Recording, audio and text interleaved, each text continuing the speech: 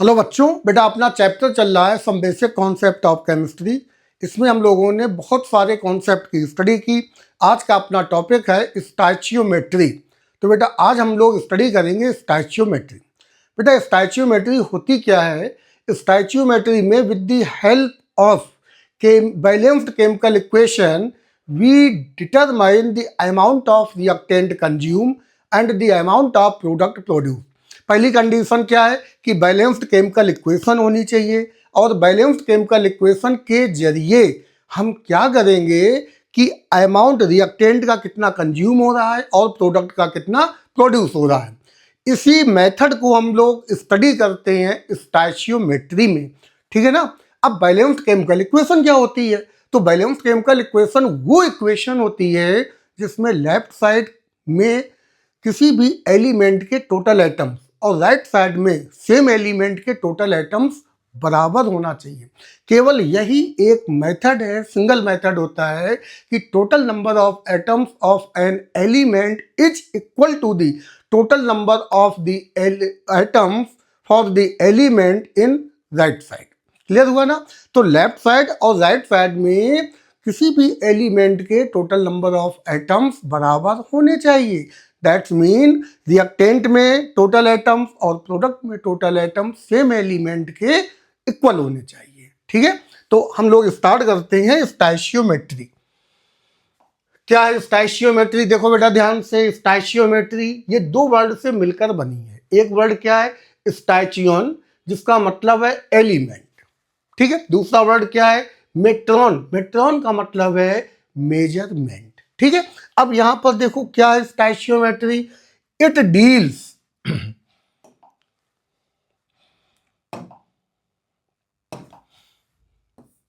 with calculation of moles, masses and sometime volumes of the reactant and products involved in balanced chemical equation।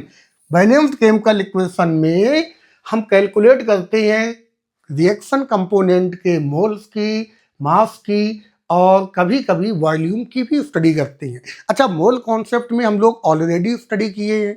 मोल क्या होता है? Mole is equal to given amount of substance divided by gram molecular mass या gram atomic mass. इसी तरह से अगर volume का term दिया गया है तो given volume at STP divided by standard volume, और स्टैंडर्ड वॉल्यूम कितना है? 22.4 लीटर, ठीक है। Next point, balancing of chemical equation. बेटा पहले तो हम ये देखते हैं कि केमिकल इक्वेशन होती क्या है, ठीक है। तो जब हम केमिकल इक्वेशन की बात करें तो जैसे मान लेते लेफ्ट साइड में हमने कंपाउंड लिया कैल्शियम कार्बोनेट, कैल्शियम कार्बोनेट ये हमने लिया कैल्शियम कार्बोनेट। कैल्शियम कार्बोनेट को जब हीट करते हैं तो इसने प्रोडक्ट दिया कैल्शियम ऑक्साइड सॉलिड। ये भी बेटा सॉलिड है, this and then CO2 gas, ठीक है। तो लेफ्ट साइड में जो कंपोनेंट्स हैं इसे पढ़ते हैं रिएक्टेंट्स। लेफ्ट साइड के कंपोनेंट को पढ़ेंगे रिएक्टेंट्स, जबकि राइट साइड के कंपोनेंट्स को पढ़ेंगे प्रोडक्ट्स। ये होते हैं प्रोडक्ट्स, ठीक है। यहां पर रिएक्टेंट कितने हैं? एक रिएक्टेंट है कैल्शियम कार्बोनेट, स्टेट क्या है? सॉलिड। राइट साइड में दो कंपोनेंट हैं, इन्हें प्रोडक्ट पढ़ेंगे। रिएक्टेंट से प्रोडक्ट हमेशा प्रोड्यूस होती हैं। जैसे और एक इक्वेशन देखते हैं, सपोज करो N2 plus 3H2 this change 2NH3। अब बेटा यहां पर रिएक्टेंट कितने हैं? दो रिएक्टेंट्स हैं, ठीक है। रिएक्टेंट्स दो हो गए, और प्रोडक्ट कितने हैं? प्रोडक्ट भी 2 मोल यहां पर प्रेजेंट है, ठीक है। रिएक्टेंट दो टाइप के हैं जबकि प्रोडक्ट सिंगल टाइप का है। क्लियर हुआ ना? यहां पर रिएक्टेंट के टोटल मोल्स कितने हैं? जो आगे नंबर लिखा होता है इसे बोलते हैं स्टैचियोमेट्री। क्या कहते हैं? स्टैचियोमेट्रिक कॉफिशिएंट। ये इनके कॉफिशिएंट है। नाइट्रोजन का 1 है, हाइड्रोजन के 3 है, टोटल कितने हो गए? 4। इन्हें हम कहेंगे 4 मोल रिएक्टेंट है। और यहाँ पर प्रोडक्ट में कितनी कॉफिशिएंट है, यहाँ 2 है, इसका मतलब प्रोडक्ट के 2 मोल्स हैं। जैसे वन मोर एग्जांपल, सपोज करो यहाँ पर दिया गया है hydrogen plus iodine both combine, then product is form 2HI, hydrogen iodide. तो बेटा यहाँ पर भी रिएक्टेंट, ये लेफ्ट साइड का कंपोनेंट क्या है, रिएक्टेंट, जबकि राइट साइड के कंपोनेंट्स हो गए प्रोडक्ट। तो इस तरह से हम रिएक्शन को लिखेंगे। अच्छा, होता क्या है, जब हम 11th-12th की स्टडी करते हैं तो वहाँ पर रिएक्शन वो दे देता है, लेकिन जब हम यही कंपटीशन की तैयारी करते हैं तो रिएक्शन दे भी सकता है और नहीं भी दे सकता है। स्टोइचियोमेट्री में बेसिकली हमें बैलेंस्ड केमिकल इक्वेशन चाहिए। अगर अनबैलेंस्ड केमिकल इक्वेशन दी गई है तो हमें पहले उसको बैलेंस करना ही पड़ेगा, तभी हम न्यूमेरिकल को सॉल्व कर पाएंगे। क्या ये बात समझ में आ गई ना? ओके। अब देखो वही यहाँ पर दिया गया है कि balancing of chemical equation. Balancing होती क्या है?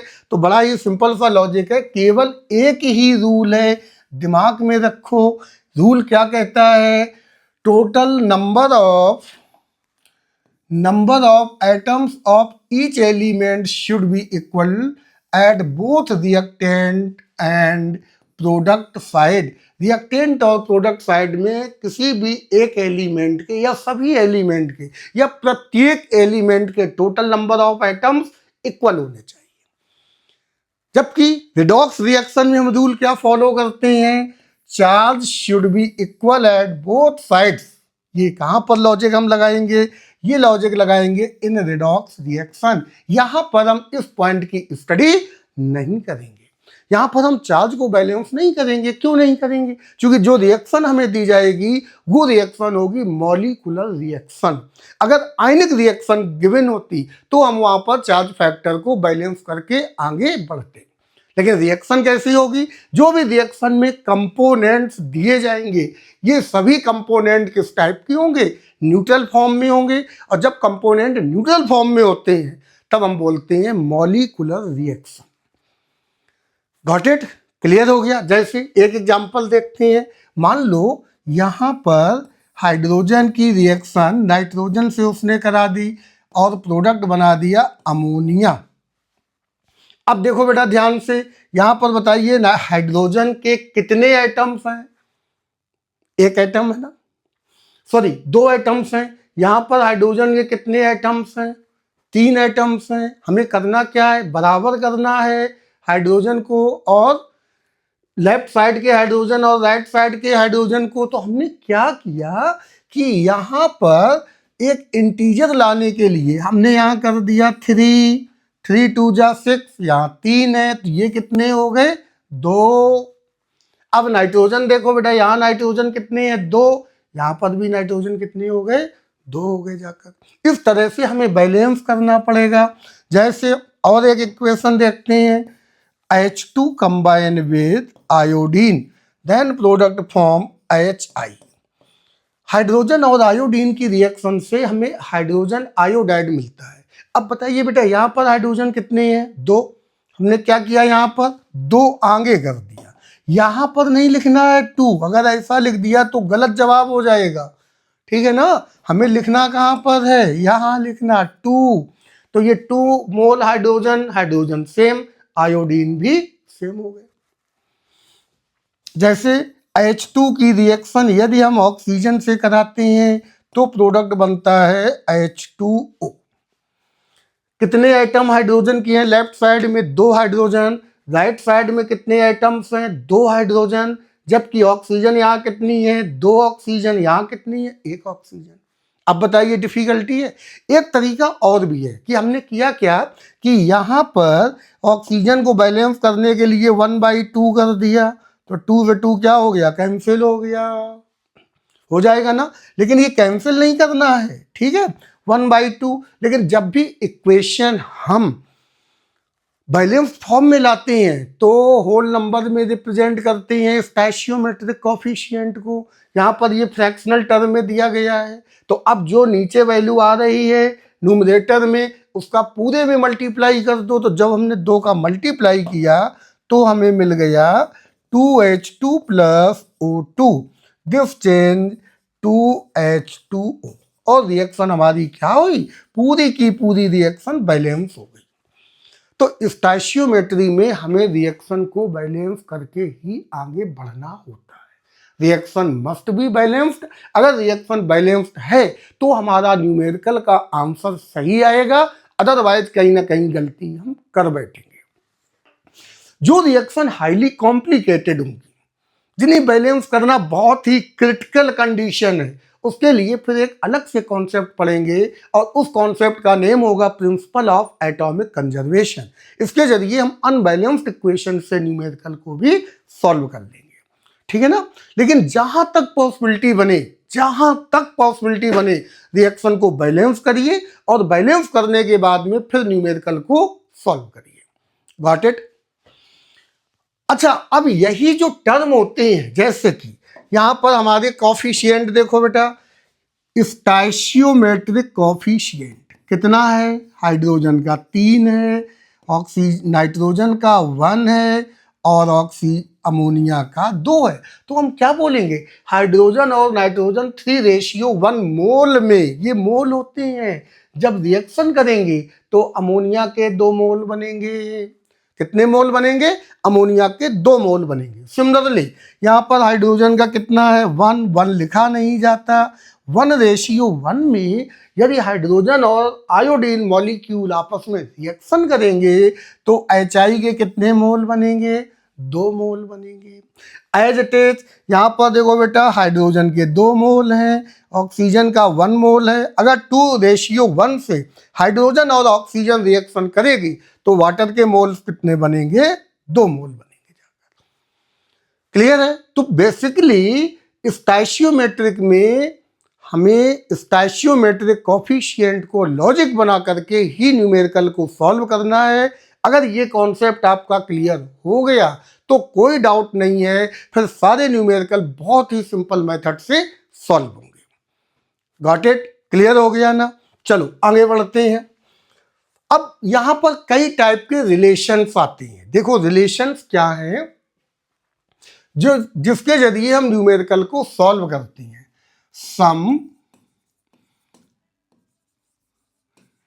इंपॉर्टेंट रिलेशंस, कौन कौन से हैं, जैसे पहला रिलेशन है मास मास रिलेशन, दूसरा है मास वॉल्यूम रिलेशन, तीसरा रिलेशन है वॉल्यूम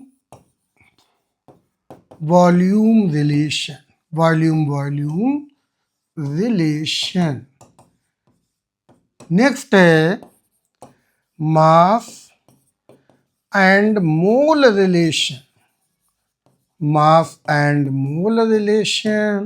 फिर नेक्स्ट आता है मोल एंड वॉल्यूम रिलेशन, और जो लास्ट है this is the mole relation. ठीक है। अब देखो बेटा, जब हम न्यूमेरिकल सॉल्व करेंगे तो 2 कंपोनेंट का यूज करेंगे। कितने कंपोनेंट्स होंगे, 2 कंपोनेंट्स होंगे। या तो दोनों कंपोनेंट्स रिएक्टेंट के होंगे, या दो कंपोनेंट्स प्रोडक्ट के होंगे, या एक कंपोनेंट रिएक्टेंट का, एक कंपोनेंट प्रोडक्ट का। न्यूमेरिकल को सॉल्व करने में हमें 2 कंपोनेंट्स लेनी है। यदि दोनों कंपोनेंट की क्वांटिटी ग्राम में लेते हैं, ग्राम, ठीक है, तो हम इसे बोलते मास रिलेशन। यदि हम एक कंपोनेंट की क्वांटिटी ग्राम में लेते हैं, दूसरे की किस में लेते हैं, मिलीलीटर और लीटर में, तो ये ग्राम वॉल्यूम रिलेशन हो जाएगा। यदि दोनों कंपोनेंट की क्वांटिटी किस में लेते हैं, मिलीलीटर और लीटर, और ये भी हो गया मिलीलीटर और लीटर, तो फिर हम इसे बोलेंगे वॉल्यूम रिलेशन। इसी तरह से एक की क्वांटिटी ग्राम में ले ली, दूसरे की किस में ले ली, मोल में, तो ये हो जाएगा मास मोल रिलेशन। मास मोल रिलेशन, और एक की क्वांटिटी ले ली मोल में और दूसरे की ले ली वॉल्यूम में, वॉल्यूम या तो मिलीलीटर या फिर लीटर में, तो फिर ये हो जाएगा मोल वॉल्यूम रिलेशन। और यदि दोनों की क्वांटिटी मोल में ले ली तो ये हो जाएगा मोल मोल रिलेशन। मोस्ट इंपॉर्टेंट जो अपना होगा वो ये वाला होगा जाकर के, इसी के जरिए हम आपको न्यूमेरिकल सिखाएंगे और इसी के जरिए न्यूमेरिकल सीखना भी है, क्योंकि जब भी हम न्यूमेरिकल को सॉल्व करते हैं तो वहाँ पर क्वांटिटी ग्राम में तौलते हैं, मेजरमेंट करते हैं, लेकिन वास्तव में जो रिएक्शन होती है वो रिएक्शन किस टर्म में होती है? Reaction always proceed in terms of moles, और ये जो स्टैचियोमेट्रिक कोफिशिएंट होते हैं यही हमारे मोल्स होते हैं। स्टैचियोमेट्रिक कोफिशिएंट को देखकर ही हम आइडिया लगाते हैं कि एक मोल कितने मोल से रिएक्शन कर रहा है। अब देखना कैसे, जैसे यहां पर है H2 plus N2 distance NH3, तो बेटा पहला काम क्या है? फर्स्ट वर्क, पहला काम है रिएक्शन को बैलेंस करिए। तो जब हम रिएक्शन को बैलेंस करेंगे तो ये हो जाएंगे 3 मोल, ये 1 मोल और ये 2 मोल हो गए। ठीक, अब मोल मोल रिलेशन की जब बात करें तो स्टैचियोमेट्रिक कोफिशिएंट देखो 3:1:2 हो गया। हम कहेंगे 3 मोल hydrogen combine with 1 mole, combine with 1 mole nitrogen, एक तरीका। ठीक, डायरेक्ट है, मोल आपने निकाल दिए, मोल के जरिए सॉल्व कर दिया। दूसरा तरीका क्या है कि हाइड्रोजन का मास कितना होता है? मॉलिक्यूलर मास 2, तो 2 का 3 में मल्टीप्लाई कर दो तो हम क्या लिखेंगे? 6 ग्राम हाइड्रोजन कंबाइन वेट, और नाइट्रोजन का मॉलिक्यूलर वेट कितना है? 28 ग्राम नाइट्रोजन। और यहां पर हम आगे क्या लिख दें? फॉर्म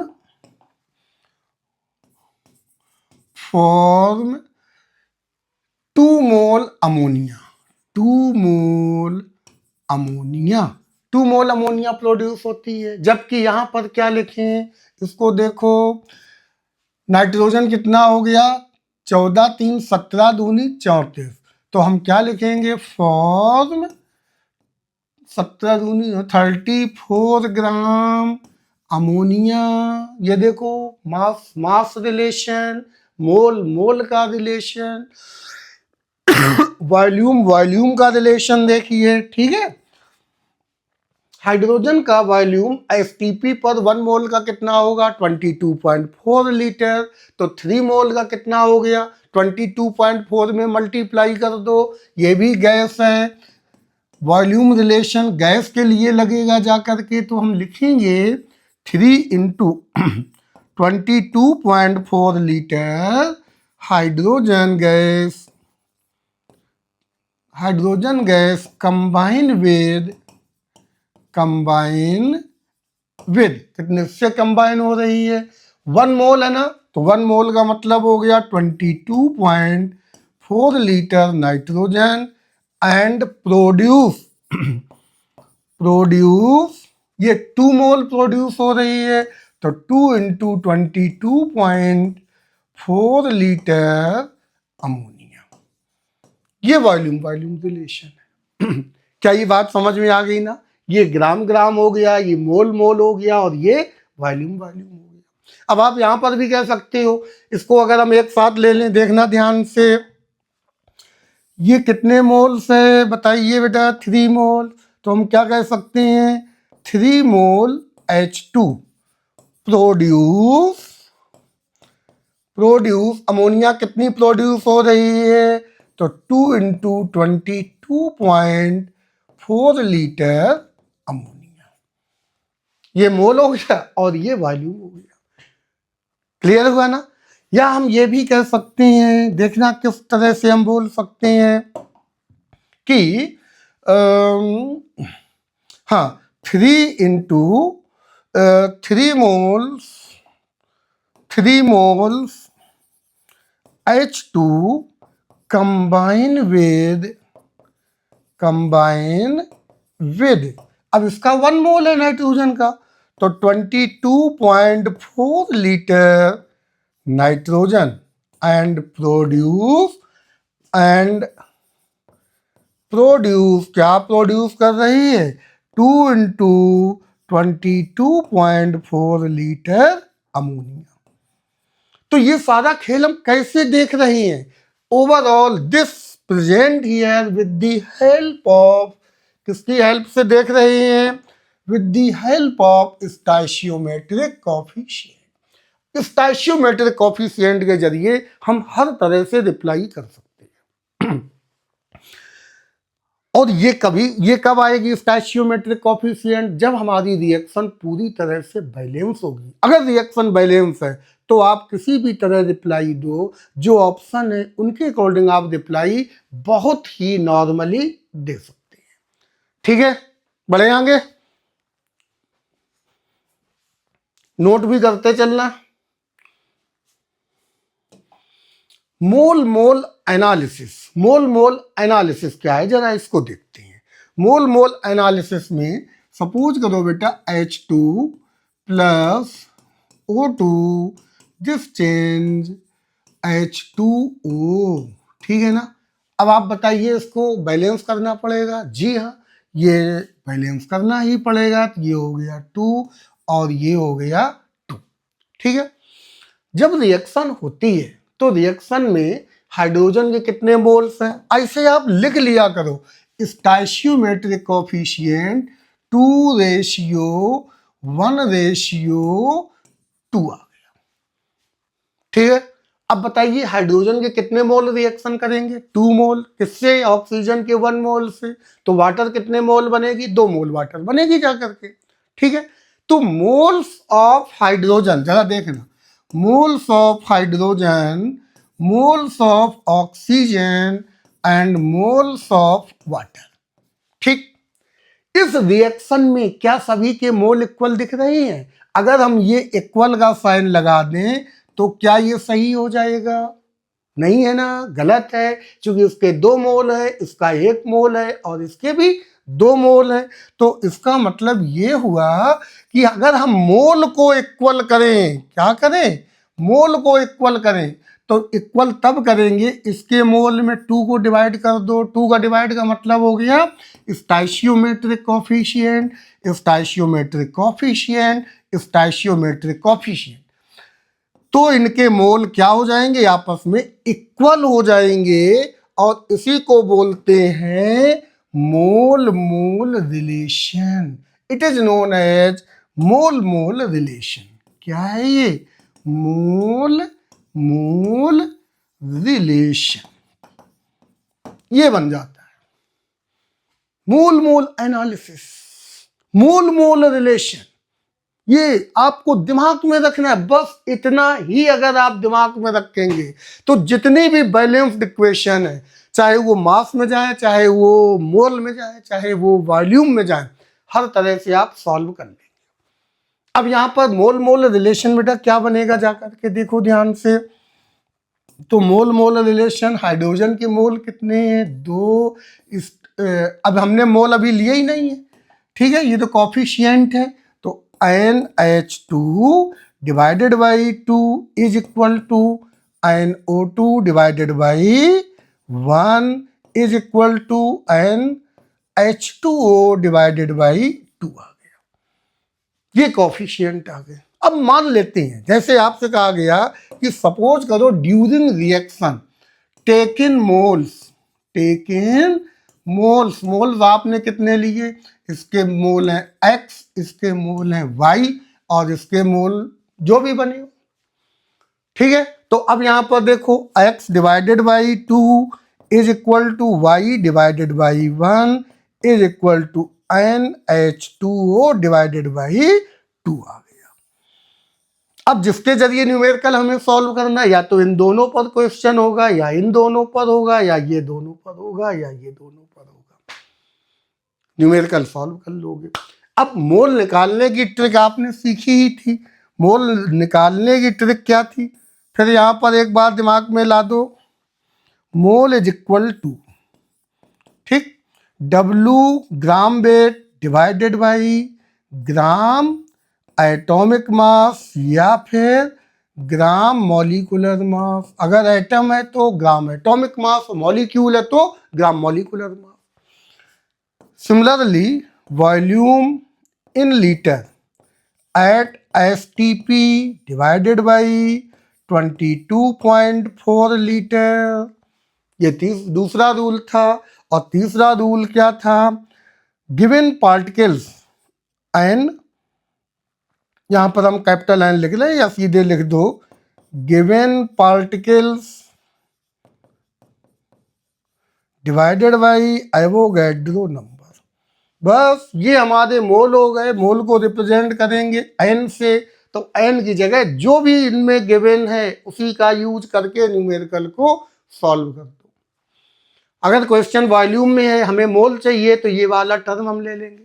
अगर ग्राम वेट में गिवन है तो ये वाला टर्म ले लेंगे। और नंबर ऑफ पार्टिकल्स में गिवन है तो ये वाला टर्म ले लो। बस न्यूमेरिकल सॉल्व हो गया। समझ गए ना? अगर स्टैचियोमेट्री सेम है, देखो केस 1 देखती है। If moles of reactant are taken, जरा बेटा ध्यान से समझना। If moles of reactants are taken same ratio as their stoichiometric ratio, then all reactants may be consumed completely. अगर stoichiometry के अकॉर्डिंग मोल्स दिए गए हैं, या तो सेम दिए गए या उसके मल्टीपल फॉर्म में दिए गए हैं, तो पूरा का पूरा रिएक्टेंट कंज्यूम हो जाएगा। वहां पर रिएक्टेंट नहीं बचेगा, केवल और केवल क्या बचेगा? प्रोडक्ट। यदि रिएक्टेंट प्योर कंडीशन में है तो। हाउ मेनी मोल, जैसे ये क्या ये बात समझ में आ गई ना? स्टैचियोमेट्रिक के बेस से, जैसे यहां पर एक एग्जांपल है। जैसे बेटा ये दिया है N2 plus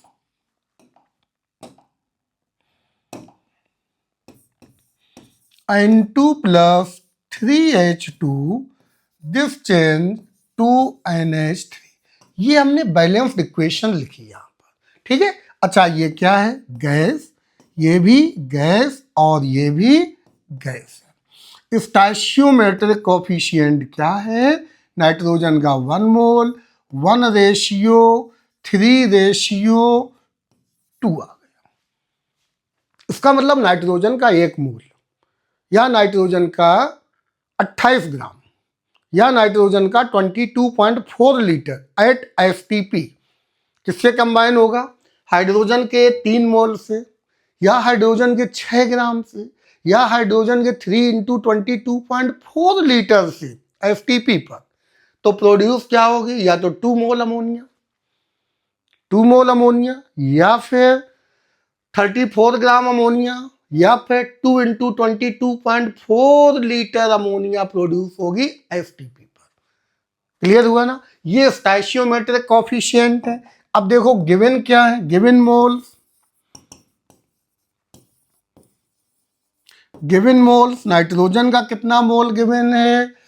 reaction 3 moles of nitrogen, ठीक है। ये दिया गया है 3 मोल्स। ये कितने गिवन है? 9 मोल्स। ये कितने हैं? X मोल। ये हमें फाइंड करनी है, ठीक है। 3 मोल 9 मोल फाइंड करनी है अमोनिया। अब अगर हम बिल्कुल भी दिमाग खर्च ना करें तो जरा आप ठंडे दिमाग से सोचो कि जब नाइट्रोजन का 1 मोल खर्च होता है तो हाइड्रोजन के 3 मोल खर्च होते हैं। अगर नाइट्रोजन का 2 मोल खर्च होगा तो हाइड्रोजन के 3 दूनी 6 मोल बनेंगे। और यदि नाइट्रोजन के 3 मोल हैं तो हाइड्रोजन के कितने खर्च होंगे? 9 मोल खर्च होंगे। यही दिया है ना? अगर तो इसका मतलब यह है कि नाइट्रोजन पूरी तरह हाइड्रोजन से कंबाइन हो जाएगा। नाइट्रोजन भी समाप्त, हाइड्रोजन भी समाप्त। अमोनिया कितनी बनेगी? अगर इसका 1 मोल है नाइट्रोजन का तो अमोनिया 2 मोल बन रही, और यदि इसके 3 मोल है तो कितने बनेंगे? 3 इंटू 2 मोल बनेगा जाकर के। 3 इंटू 2 मोल बनेगा जाकर के। Got it? क्लियर हो गया ना? सिंपल सा लॉजिक है बिल्कुल। Mole mole relation, very very simple concept, ठीक है। तो इनके जो स्टोइचियोमेट्री है पहले चेक कर लेती हैं। क्या स्टोइचियोमेट्री सेम दिए गई हैं? यहां पर देखो 3 moles of nitrogen divided by stoichiometric coefficient, moles of hydrogen divided by stoichiometric coefficient। तो ये हो गया 3 डिवाइडेड बाई 1 रेशियो, ये इज इक्वल टू ये बेटा कितना बना 9 डिवाइडेड बाई 3, तो 9 3 9 ये कितना हो गया 3, और ये भी कितना हो गया 3 आ गया। इसका मतलब क्या है कि कॉफिशिएंट जो भी हैं उनके अकॉर्डिंग यहाँ पर प्रोडक्ट दिया गया है ना। ठीक, तो आफ्टर रिएक्शन, अब देखो ध्यान से, ये न्यूमेरिकल है, न्यूमेरिकल नहीं सोचना, आपको लॉजिकली देखना है। आफ्टर रिएक्शन के बाद ये कितना खर्च हो जाएगा, 3 का 3 मोल, कितना बचेगा 0। ये कितना खर्च हो जाएगा 9 माइनस 3 इंटू 3, ये भी कितना हो गया 0। तो ये कितना बन गया, ये बन गया जाकर के 2 इंटू नाइट्रोजन के 1 मोल से ये 2 मोल बन रहे, तो 3 मोल से कितने बन रहे 3 मोल, तो इज इक्वल टू 6 मोल बन के तैयार हो गया, 6 मोल बन गया। अब देखना, अगर ये पूछे भाई ग्राम वेट बताइए, 6 मोल का मतलब हो गया कि ये कितने ग्राम बचा, तो 3 मोल है तो 2 इंटू नहीं 6 मोल है ना, 6 इंटू इसका मॉलिकुलर वेट कितना है अमोनिया का 17, तो 17 अपना 102 ग्राम, तो ये बन गया। और वॉल्यूम कितना बन गया 3 2 जा 6 मोल है, तो 6 इंटू 22.4 लीटर, इतना वॉल्यूम आ गया। अब क्या ये क्वेश्चन सही है कि गलत है, तो लॉ ऑफ मास कंजर्वेशन लगा दो। क्या कहता है लॉ ऑफ मास कंजर्वेशन, कि रिएक्टेंट का मास और प्रोडक्ट का मास हमेशा बराबर होगा। ठीक, यही है ना। तो अगर हम यहाँ पर देखें तो नाइट्रोजन के कितने मोल है 3 मोल, चेक करो मास ऑफ रिएक्टेंट, तो नाइट्रोजन कितना हुआ WN2, नाइट्रोजन का मास कितना है 3 मोल है ना, तो 3 इंटू 28 कितने ग्राम हो गया 3 8 24, 3 दूनी 6 2 8, 84 ग्राम। और मास ऑफ H2 का मास कितना है, तो हाइड्रोजन कितना है 2 इंटू 3, तो ये कितना हो गया हाइड्रोजन का मास कितना है 2 इंटू 3, तो 3 8 24, 3 दूनी 6 2 8 और 84 ग्राम। और हाइड्रोजन का कितना हो गया 3 दूनी 6 ग्राम, 3 इंटू 2, तो ये हो गया 6 ग्राम, तो टोटल कितना आ गया 84 90 ग्राम आ रहा, ये तो 90 ग्राम आ रहा। तो ये गड़बड़ कहाँ पर है 17 है ना, तो 6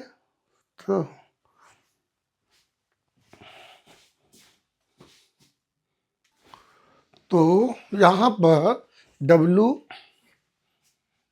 तो बेटा WH2 कितना हो गया, WH2 इज इक्वल टू कितने मोल है हाइड्रोजन 9 मोल है, तो 9 इंटू 2, तो 9 दूनी 18 ग्राम हो गया।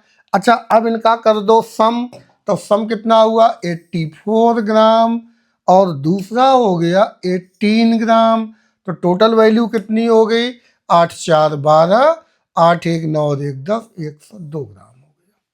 तो W reactant is equal to W product हो गया। Got it. तो अगर स्टोइचियोमेट्री के अकॉर्डिंग मोल दिए गए हैं तो रिएक्टेंट हमेशा 0 होगा, प्रोडक्ट पूरा का पूरा बन के तैयार हो जाएगा। जैसे ये दिया कैलकुलेट मोल्स ऑफ A2B3C4, जरा ध्यान से देखो रिएक्शन हमारी क्या होगी A plus B plus C, this change A2B3 and C4। अब बताइए बेटा क्या रिएक्शन को बैलेंस करना होगा, जी हाँ रिएक्शन को बैलेंस करिए। तो बैलेंस करने में ये कितने मोल हो गए 2, B कितने हुए 3 और C कितने हो गए 4 मोल हो गए। ए के 2, बी के 3, सी के 4 मोल बन के तैयार हो गए। ठीक है ना। अब यहां पर ध्यान से देखो, ए के मोल कितने हैं? 0.6। गिवन मोल्स, ठीक, गिवन मोल्स, कितने मोल्स दिए गए? ए के दिए गए हैं 0.6, रेशियो बी के कितने हैं? 0.9 और सी के गिवन है 1.2 दिए गए।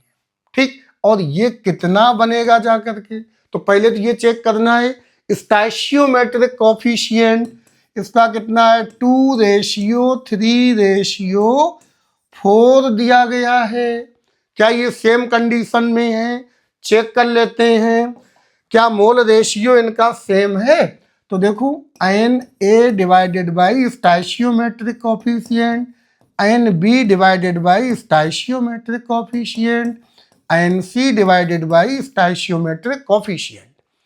क्या ये तीनों बराबर हैं? अगर ये तीनों बराबर आ गए तो ये सेम हो गया जाएगा रेशियो। ठीक, एन ए कितना गिवन है? 0.6 divided by 2 is equal to 0.9 divided by 3 और 1.2 डिवाइडेड बाई 4। ये कितना हो गया? 0.3, 0.3 और ये भी हो गया 0.3। तो बेटा ये तो सेम हो गए ना सेम। जब ये सेम हो गए तो अब हमें बात किसके लिए करनी है? प्रोडक्ट के लिए करो। अगर ए का 2 मोल है, ए के कितने मोल हैं? 2 मोल, तो ये कितने बनेंगे? ये अब यहीं से आप उठा भी सकती हो, चलो डायरेक्ट देख लो। इज इक्वल टू, इसी के हमने आगे लिख लिया, is equal to A2B3C4 divided by N. Stoichiometric coefficient इसका कितना है? 1, तो डिवाइडेड बाई 1 आ गया। हो गया। अब इनमें कोई भी एक उठा लो, चूंकि ये तो बराबर ही है, तो Na2B3C4 कितना होगा? चलो हमने यही रिलेशन ले लिया। ठीक है, प्रोडक्ट ये कितना बनेगा? कोई भी एक ले लो, सब में क्वांटिटी कितनी आ गई? 0.3। तो Na2B3C4 इज इक्वल टू 0.3 मोल आ गए। कितनी क्वांटिटी हो गई? 0.3 मोल। अब अगर ए बी सी का ग्राम एटॉमिक मास गिवन है तो ग्राम एटॉमिक मास के जरिए इसका मॉलिक्यूलर मास निकाल लो, 0.3 का मल्टीप्लाई कर दो, आपको आंसर मिल जाएगा। ठीक है, तो ये पूरा का पूरा हमने एक साथ ले लिया, is equal to Na2B3C4 divided by stoichiometric coefficient. ये रिलेशन जो है, इस रिलेशन को नाम क्या दोगे? मोल एनालिसिस या मोल कॉन्सेप्ट कर दो। बिल्कुल दिमाग में रखना है, बिल्कुल भी ढील ढाल नहीं रखनी है। ठीक है, मोल रिलेशन में क्या करना है? Given moles divided by stoichiometric coefficient. अगर सभी का बराबर आता है तो इसका मतलब ये कोफिशिएंट के अकॉर्डिंग क्वांटिटी दी गई है, या तो सेम है या मल्टीपल फॉर्म में है। और अगर नहीं सेम आता है तो फिर ये कॉन्सेप्ट में कुछ और हम लोग विचार करेंगे। समझ रहे हो ना? गुड। नेक्स्ट पॉइंट देखो, नेक्स्ट एग्जांपल एक और देखो। 245 gram of KCl is heated, calculated mass of oxygen KClO3। ये है KClO3, इसको हीट किया गया तो क्या बनेगा? KCl plus O2। पहला काम रिएक्शन को लिखना। दूसरा काम क्या है? ये हमारा सॉलिड है, ये भी क्या है? सॉलिड है। और ये क्या है? गैस है। गैस क्या होगी? स्कैप हो जाएगी, बाहर भाग जाएगी। रिएक्शन को बैलेंस करो तो ये कितने मोल कर दो? 2, ये भी हो गए 2 और ये कितने हो गए? 3 मोल। ठीक, क्या करें? मोल एनालिसिस लगा दो। मोल एनालिसिस, तो जब हमने मोल एनालिसिस लगाया तो क्या लिखेंगे? NKClO3 divided by stoichiometry is equal to NKCl divided by stoichiometry NO2 divided by stoichiometric coefficient, और स्टोइचियोमेट्रिक कोफिशिएंट का रेशियो क्या है, 2:2:3। इस ढंग से देख लो, ठीक है। अब NaClO3 है कितने, 245 ग्राम। KClO3 का मास K plus Cl plus 3 into oxygen, K का हो गया 39 प्लस 35.5 प्लस 16 3 48, टोटल हो गया 122.5 ग्राम। तो मोल कितने हो गए, कैलकुलेट मास, ठीक है ना। तो मोल कितने हो गए, NaClO3 गिवन अमाउंट, अमाउंट कितना दिया गया है 245 divided by 122.5 is equal to 2 moles आ गया। ये रफ वर्क हो गया, हो गया। अब आगे बढ़ो, नंबर ए नंबर में आ जाइए। पहले हमने इसके जरिए इसको फाइंड किया, इसमें तो केवल ए पूछा है, कैलकुलेट मास। अच्छा, मास ऑफ ऑक्सीजन, ये बोलो बेटा कितना हो गया, 2 डिवाइडेड बाई 2। एन मोल कितने हैं, 2। स्टोइचियोमेट्री कितनी है, 2, यही है ना। अच्छा, मोल होता क्या है, n is equal to given mass divided by gram molecular mass. तो ऑक्सीजन के मोल कितने हो गए, ध्यान लो, मान लेते ये ऑक्सीजन के मोल हैं NO2, यही हुआ ना। तो चूंकि ग्राम में दिया गया है ना, तो डायरेक्ट हम इसका यूज कर सकते हैं, या डायरेक्ट ऐसे ही कर लो, इज इक्वल टू, इसके लिए बात चल रही है तो इसके अकॉर्डिंग देख लेते हैं। NO2 डिवाइडेड बाई कितना आएगा 3 is equal to NO2 by 3। तो बेटा 2 से 2 कैंसिल हो गया, फाइनली NO2 कितना आ गया, 3 मोल आ गया। ये हमारा आंसर बन गया। मास पूछा गया है, क्या पूछा है, मास। तो WO2 कितना हो गया, WO2 is equal to 3 mole into gram molecular mass. तो 3 इंटू 32 कितना आ गया, 6 9 96 ग्राम आ गई। इतनी ऑक्सीजन बनी है जाकर के। कितना सिंपल था। चलो बी पार्ट पर देख लेते हैं। अच्छा, यहाँ कोई डाउट तो नहीं है, हम केवल मोल मोल को ही लेकर चल रही है, ठीक है। ये क्वांटिटी किसकी थी, ये है, ये क्वांटिटी तो आप समझ ही गए होंगे। मान लो बी पार्ट हमने पूछ दिया, बी WKCl कितना होगा, ठीक है, ये बताइए। ओके, अब यहां पर आपको क्या करना है, WKCl ले लो। तो WKCl के लिए ये हमारा गिवन अमाउंट तो यही है, तो यहां पर हमने क्या किया, NaClO3 2 divided by 2 is equal to NaCl divided by 2। इससे ये कैंसिल हो गया, तो NaCl कितने बने, 2 मोल आ गए, यही हुए ना। मास कितना हो गया, तो WKCl is equal to 2 multiplies by potassium का कितना था 39, ये 35.5, इन दोनों का सम कितना हो गया 5 9 5 14 3 3 74.5। तो दिस इज 74.5। तो 2 5 जा 0, 4 2 जा 8 9, 7 दूनी 14, 149 ग्राम आ गया। दोनों का सम करो, 9 6 15, 9 1 10, 4 14, 1 1 2 245। कितना लिया था रिएक्टेंट आपने, 245 ग्राम लिया था। Mass of reactant is equal to mass of product. Mole को नहीं लेना, moles of reactant is equal to moles of product. Mole तो कम ज्यादा होंगे, क्योंकि हर एक का मॉलिक्यूलर मास अलग अलग होता है, लेकिन मास हमेशा फिक्स होगा रिएक्टेंट का और प्रोडक्ट का। समझ गए ना। तो ये कंडीशन हम कब लगाते हैं, जब स्टोइचियोमेट्री के अकॉर्डिंग क्वांटिटी गिवन है, इसके अकॉर्डिंग, स्टोइचियोमेट्री के अकॉर्डिंग।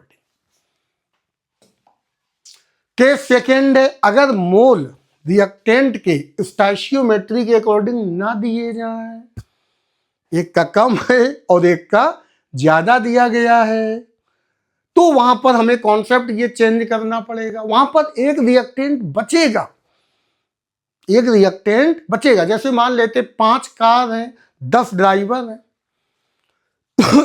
5 कार्स हैं और ड्राइवर कितने हैं, 10 ड्राइवर्स हैं। अब आपसे कहा गया प्रत्येक ड्राइवर एक एक कार लेकर चला जाए, तो 5 कार 5 ड्राइवर लेकर चले जाएंगे, अभी भी 5 ड्राइवर बचे हुए हैं, तो क्वांटिटी कम ज़्यादा हो गई। जैसे हम कहें कि 4 एप्पल्स और 4 स्टूडेंट्स, एक एप्पल को एक स्टूडेंट को देना है, तो 4 एप्पल है, 4 ही स्टूडेंट हैं, एक स्टूडेंट इज इक्वल टू एक apple, 1 student is equal to 1 apple. तो यहाँ तो रिएक्टेंट कुछ नहीं बचेगा, प्रोडक्ट होगा, एक स्टूडेंट ने एक एप्पल ले लिया। समझ रही हो ना। अब वही केस यहां पर है कि क्वांटिटी जो दी गई है वो क्वांटिटी यहां पर स्टोइचियोमेट्रिक कोएफिशिएंट के अकॉर्डिंग नहीं दी गई है। जरा चेक करते हैं।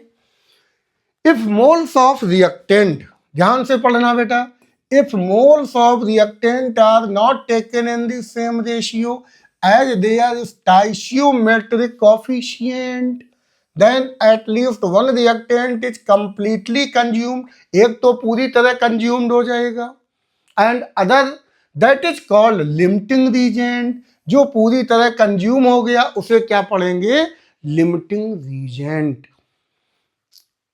reagent which are remaining are known as excess reagent, जो reagent बचेगा उसे हम क्या पढ़ेंगे, excess reagent। तो limiting reagent का कॉन्सेप्ट यहां पर एंट्री करता है। पहले समझो बेटा ध्यान से, लिमिटिंग रीजेंट, ठीक है, लिमिटिंग रीजेंट को हम ऐसे कह सकते हैं, the reactant which completely consume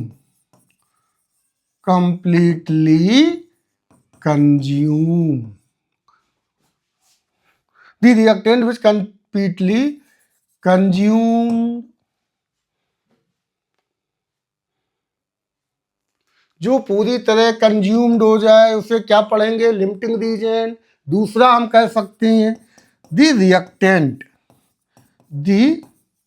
reactant which produce smallest amount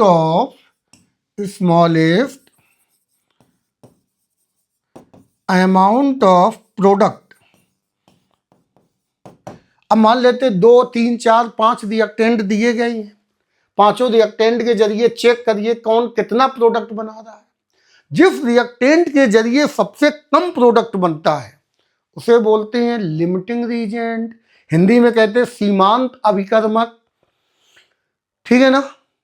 तो लिमिटिंग रीजेंट को हम इस तरह भी डिफाइन कर सकते हैं। और एक पॉइंट याद रखो, मान लो रिएक्टेंट 2, 3, 4 है, लेकिन क्वांटिटी केवल एक ही रिएक्टेंट की ओपन गई, एक ही रिएक्टेंट की गिवन है, तो जिस रिएक्टेंट की क्वांटिटी गिवन है वही हमारा लिमिटिंग रीजेंट होगा। इफ, अगला पॉइंट देखो, if quantity of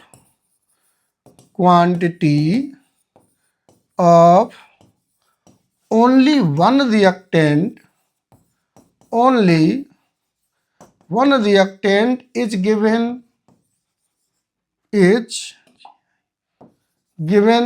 then this reactant is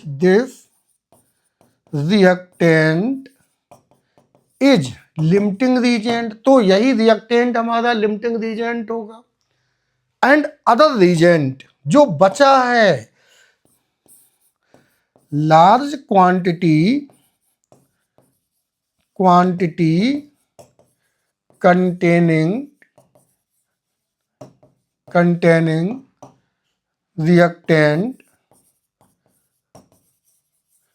is known, इसे क्या पढ़ोगे, is known as excess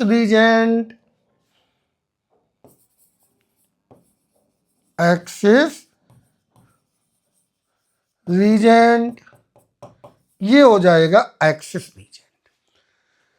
जितने भी न्यूमेरिकल होंगे सभी न्यूमेरिकल को हम लिमिटिंग रीजेंट के कॉन्सेप्ट से सॉल्व करेंगे। बिल्कुल दिमाग में छाप छोड़ दो। All numerical will be solved, all numericals will be solved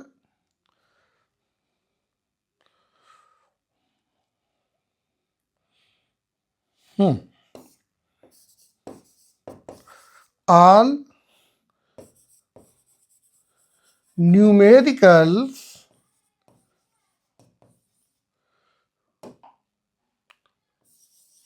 will be solved with the help of limiting reagent। सारे न्यूमेरिकल लिमिटिंग रीजेंट के कॉन्सेप्ट से सॉल्व करेंगे। एक्सिस रीजेंट को छोड़ दो, अगर एक्सिस रीजेंट पर कोई क्वेश्चन बनता है तो फिर हम उसे सॉल्व करेंगे। ठीक है, देखो हम लिमिटिंग रीजेंट को पहचानेंगे कैसे। फिर एक बात दिमाग में रखो, मान लेते हैं दो रिएक्टेंट है। कितने रिएक्टेंट है? दो रिएक्टेंट है। ठीक है, उन दोनों रिएक्टेंट में मोल के अकॉर्डिंग, ग्राम में कभी मत चेक करो, ग्राम में तो हमेशा क्वांटिटी फ्लैक्चुएट होती है। क्यों? क्योंकि हाइड्रोजन का मास छोटा है और ऑक्सीजन का मास बड़ा है, लेकिन मोल पे जब बात आती है तो मोल फिक्स हो जाएंगे। ठीक है, तो मोल के अकॉर्डिंग न्यूमेरिकल सॉल्व करनी है। एक के मोल कम दिए, एक के ज्यादा दिए, स्टोइचियोमेट्रिक कोएफिशिएंट के अकॉर्डिंग नहीं दिए गए हैं, तो वहां पर हम मोल उस रिएक्टेंट को लिमिटिंग रीजेंट बोलेंगे जिसकी क्वांटिटी कम होगी। अब हम ये पता कैसे लगाते हैं? दोनों को कंपेयर करा लेते हैं यार। देखो क्या है limiting reagent? The reactant that gets exhausted first and limits और stop the reaction is called as limiting reagent. जैसे मान लेते हैं कि यहां पर दिए गए हैं एप्पल, ठीक, प्लस स्टूडेंट्स, ठीक है, 5 एप्पल 5 स्टूडेंट्स। ठीक, आफ्टर जब एक स्टूडेंट एक एप्पल लेगा तो फाइनली फिर कितने बचेंगे? 0। ये कितने बचेंगे? 0। इसका मतलब ये हो गया, या हम क्या बोलेंगे? 1 एप्पल ईच स्टूडेंट। तो ओवरऑल कितने हो गए? 5 हो गए जाकर के। ठीक, ये 0 0 हो गया। क्या कोई लिमिटिंग रीजेंट है? तो आप जो लोगे नो लिमिटिंग रीजेंट। यहां पर लिमिटिंग रीजेंट कोई नहीं, रिएक्टेंट पूरी तरह समाप्त हो गया। रिएक्टेंट क्या हुआ? पूरी तरह समाप्त हो गया। अब दूसरा एग्जांपल इसी में देखते हैं। मान लो एप्पल हमारे दिए गए हैं, एप्पल कितने दिए गए हैं? एप्पल हैं 7 और स्टूडेंट कितने हैं? 5। तो आफ्टर रिएक्शन बोलो, ये कितने बचेंगे? 7 माइनस 2 कितने आ गए? 5। सॉरी 7 माइनस 5 कितने बच गए? 2। और ये कितना बचेगा? 5 माइनस 5 0। और ये कितने आएंगे? 5। ये तो 5 ही बनेंगे। तो क्या ये बच गया यहाँ पर एप्पल? एप्पल यहाँ पर बच गया, तो ये क्या हो जाएगा? एक्सिस रीजेंट, और ये हो गया लिमिटिंग रीजेंट। जो रिएक्शन में पहले समाप्त हो जाए, ड्यूरिंग रिएक्शन फर्स्ट कंज्यूम। दूसरा पॉइंट हमने क्या लेगा? जिसके जरिए प्रोडक्ट मिनिमम बनता है। जरा यहां पर देखो, अगर ये चाहता तो इसके जरिए 7 पेयर यहां पर होते, और इसके जरिए कितने हो रहे? 5 पेयर। तो ये कम बना रहा है ना, तो जो कम बनाएगा वही प्रोडक्ट, वही लिमिटिंग रीजेंट होगा। क्योंकि जैसे ही ये पांचों स्टूडेंट एक एक पेयर लेकर चले, एक एक एप्पल लेकर चले जाएंगे, तो ये तो समाप्त हो गए। अब जो 2 एप्पल बचे वो तो रखे रहेंगे। इसका मतलब रिएक्शन यहीं पर स्टॉप हो जाएगी। एक कंपोनेंट जो है वो पूरी तरह कंज्यूम हो जाएगा, और after consuming reaction will be stopped. वहां पर रिएक्शन क्या होगी? स्टॉप हो जाएगी, रिएक्शन रुक जाएगी, चूंकि एक कंपोनेंट समाप्त हो चुका है। अब इसे पहचानने का तरीका क्या है, जरा ये देखते हैं। How to determine limiting reagent. बड़ा ही सिंपल सा कॉन्सेप्ट है। जैसे मान लो एक रिएक्शन है हमारी H2 + O2, this change H2O। जरा समझो एग्जाम्पल को ध्यान से। बताओ बेटा, रिएक्शन बैलेंस करनी होगी। जी हाँ, इसके 2 मोल होंगे और इसके 1 मोल हो गया। ये कितने मोल है? 2। तो स्टाइशियोमेट्री क्या बनी? 2:1:2। अच्छा, प्रोडक्ट से लेना देना नहीं है, ठीक, प्रोडक्ट से लेना देना फिलहाल अभी नहीं है। अब जरा देखते हैं, अगर हम मोल मोल एनालिसिस लगाते हैं, कौन कौन सा? Mole mole analysis. तो मोल मोल के जरिए NH2 divided by stoichiometry is equal to NO2 divided by stoichiometric coefficient, NH2O divided by stoichiometric coefficient. इसे कर दो फिक्स, क्योंकि रिएक्शन तो यहाँ पर हो रही है, यहाँ पर कोई लेना देना नहीं है। ये तो प्रोडक्ट है, ये तो पूछ रहा भैया मैं कितना बनूंगा। रिएक्शन करेगा कौन? रिएक्शन तो ये दोनों कर रहे हैं, कौन ज्यादा है कौन कम है। इसमें हमने केस ए ले लिया। कौन सा केस? मान लेते ये हमारा केस ए है। तो ये दोनों बराबर हैं। ये दोनों कैसे हैं बेटा? बराबर। तो हम क्या बोलेंगे? नो लिमिटिंग रीजेंट और एक्सिस रीजेंट और एक्सिस रीजेंट। इसका मतलब रिएक्टेंट पूरी तरह समाप्त हो जाएगा, ना कोई लिमिटिंग रीजेंट है और ना ही कोई एक्सिस रीजेंट है। चलो कोई बात नहीं, बी पार्ट देखो क्या कहना चाहता है। बी पार्ट पर आ जाइए। यदि NH2 is greater divided by stoichiometric coefficient, ये अगर अधिक है और ये कम है, देखो बराबर नहीं है, हाइड्रोजन के अधिक आ रही मोल, ये रेशियो अधिक आ रहा है, इसका कम आ रहा। तो ऐसे केस में, अब इस केस में आपको बताना है कि जो लिमिटिंग रीजेंट है वो क्या होगा, बताओ। जिसकी क्वांटिटी कम है ऑक्सीजन, और एक्सिस रीजेंट क्या होगा? एक्सिस रीजेंट हो गया H2। अब अगर पूछा जाए यहां पर कि भाई वाटर कितना बना है, तो हमें क्वेश्चन किसके जरिए सॉल्व करना? लिमिटिंग रीजेंट के जरिए। तो प्रोडक्ट कितना बनेगा, आपको ये रिलेशन फिर लेना होगा, ठीक। जब न्यूमेरिकल सॉल्व करोगे तो NO2 by stoichiometric coefficient is equal to NH2O divided by stoichiometric coefficient. ये हमें प्रोडक्ट मिल जाएगा। समझ रहे ना? Question will be solve with the help of limiting reagent. Excess reagent को छोड़ दो। अगला पॉइंट कि सी केस में आइए। यहां पर देखो, यदि NH2 divided by stoichiometric coefficient this is less than NO2 divided by stoichiometric coefficient. अब बताइए बेटा, क्वांटिटी कम किसकी हो गई? हाइड्रोजन के। तो यहां पर लिमिटिंग रीजेंट क्या बनेगा? तो लिमिटिंग रीजेंट अब हमारा हो गया H2, और एक्सिस रीजेंट क्या बनेगा? ये बन गया O2। अब न्यूमेरिकल हमें कैसे सॉल्व करना है? अब न्यूमेरिकल लेंगे NH2 divided by stoichiometric coefficient, NH2O divided by stoichiometric coefficient. तो इस तरह से लिमिटिंग रीजेंट फाइंड करेंगे। जो क्वांटिटी मोल की दी जा रही है, जो पिछले कॉन्सेप्ट में किया था, उनको हम चेक कर लेंगे मोल मोल एनालिसिस के जरिए। अगर सेम क्वांटिटी आ रही है, दोनों का रेशियो इक्वल हो गया, no problem, no limiting reagent, पूरा रिएक्टेंट खत्म, 100% प्रोडक्ट बनेगा। लेकिन यदि दोनों का रेशियो सेम नहीं आ रहा है, तो जिसकी क्वांटिटी कम है वो लिमिटिंग रीजेंट, और जिसकी क्वांटिटी ज्यादा है वो excess reagent. Numerical will be solved with the help of limiting reagent. Excess reagent को छोड़ दो। अगर वो पूछता है कि कितना बचा एक्सिस रीजेंट, तो फिर आगे बात करेंगे। तो भाई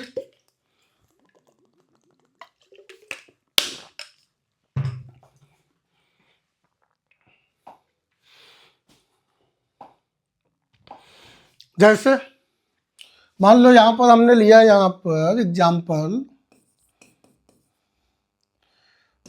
H2 plus O2, this change H2O।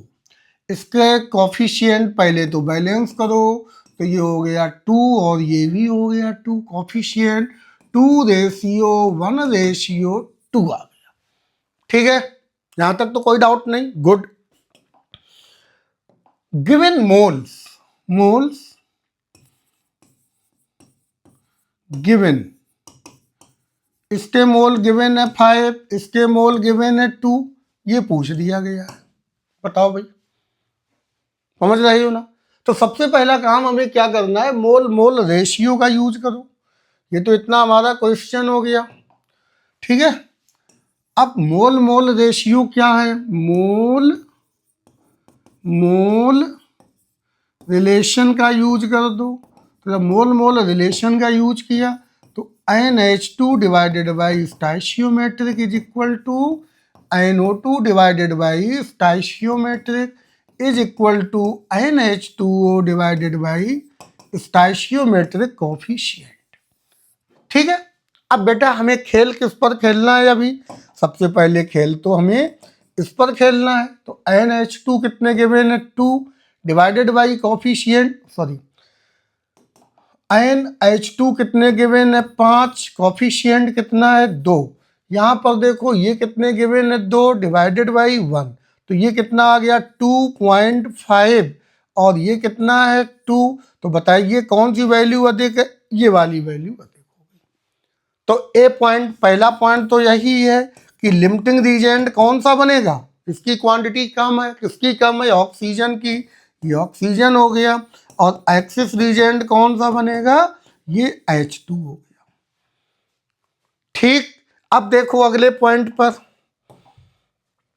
H2O कितना बना, तो NH2O डिवाइडेड बाई कोफिशिएंट कितना है 2, लिमिटिंग रीजेंट हमारा ऑक्सीजन है ना, तो NO2 divided by coefficient is equal to NO2 हो गया 2/1, तो NH2O कितने बन गए 4 मोल बन गए। कितने बने बेटा 4 मोल बन गए। तो वाटर के कितने मोल यहाँ प्रोड्यूस हो गए 4 मोल प्रोड्यूस हो गए। कितने मोल बने 4 मोल्स बन गए। अब फिर पहला क्वेश्चन क्या था, नंबर ए लिमिटिंग रीजेंट बताइए, नंबर बी एक्सिस रीजेंट बताइए, नंबर सी NH2O फॉर्म ये कितने बने, और नंबर डी अनरिएक्टेड, और एक बढ़ा दिया अनरिएक्टेड एक्सिस रीजेंट कितना है, ये बताइए। ये 4 क्वेश्चन हो गए। तो अब बताइए जो एक्सिस रीजेंट है वो कौन सा है, एक्सिस रीजेंट है हाइड्रोजन, तो ये कितना बचा, ये कितना बचा। अब इसके लिए देखते हैं, डी पॉइंट पर आते हैं। तो पहले हम इन्हीं दोनों पर रिलेशन लगा लेते हैं। ठीक है, देखो कितना ऑक्सीजन यहाँ पर कंज्यूम हुआ, पहले ये निकालते हैं। सॉरी, ऑक्सीजन तो पूरा खत्म हो गया, कंज्यूम का मतलब हाइड्रोजन कितना कंज्यूम हुआ। तो अब देखते हैं, लेट एक्स मोल H2 कंज्यूम्ड। ठीक है, तो एक्स मोल कंज्यूम हो गया, तो रिलेशन ले लो NH2 divided by stoichiometric coefficient NO2 divided by stoichiometric. NH2 कितना कंज्यूम हो गया x divided by coefficient 2, NO2 कितना था 2 मोल जो दिए गए हैं। जो एक्सिस है उसके लिए हमें निकालना पड़ेगा, और जो लिमिटेड है वो तो खत्म हो गया, तो उसके वही मोल लेने हैं जो मोल दिए गए हैं। तो ये हो गया 2/1, तो x कितना हो गया 4 मोल। दैट्स मीन, अब हम क्या पढ़ेंगे कि 4 मोल H2 क्या हुआ बेटा कंज्यूम हो गया, कंज्यूम्ड हो गया। था कितना 5 मोल, तो अनरिएक्टेड कितना है, unreacted hydrogen is equal to 5 mole minus 4 mole is equal to 1 mole आ गया। 1 मोल अभी भी बचा हुआ है। तो ये लॉजिक आपको लगाना होगा, बहुत ही सिंपल सा फंडा है। सबसे पहले मोल मोल रिलेशन का यूज करो। मोल मोल रिलेशन जब कंप्लीट हो जाए तब इसके बाद में फिर कंपेयर करो कि क्या सभी का रेशियो सेम आ रहा। अगर सेम है तो लिमिटिंग रीजेंट नहीं है, सेम नहीं है तो जिसकी क्वांटिटी कम है वो लिमिटिंग रीजेंट और जिसकी ज़्यादा है वो एक्सेस रीजेंट। प्रोडक्ट हमेशा लिमिटिंग रीजेंट के रिस्पेक्ट में बनेगा, क्योंकि limiting reagent complete reaction stop हो जाएगी। ठीक, तीसरे स्टेप, चौथा स्टेप क्या है कि जो बचा है उसको मान लो एक्स मोल, कि एक्स मोल हमारा कंज्यूम हो गया था, तो एक्स मोल कंज्यूम हुआ है, तो जो कंज्यूम हो गया है उसकी वैल्यू निकाल दो। लिया कितना गया था उससे कंज्यूम को माइनस करो तो आपका आंसर आ जाएगा। समझ गए? नोट कर लोगे?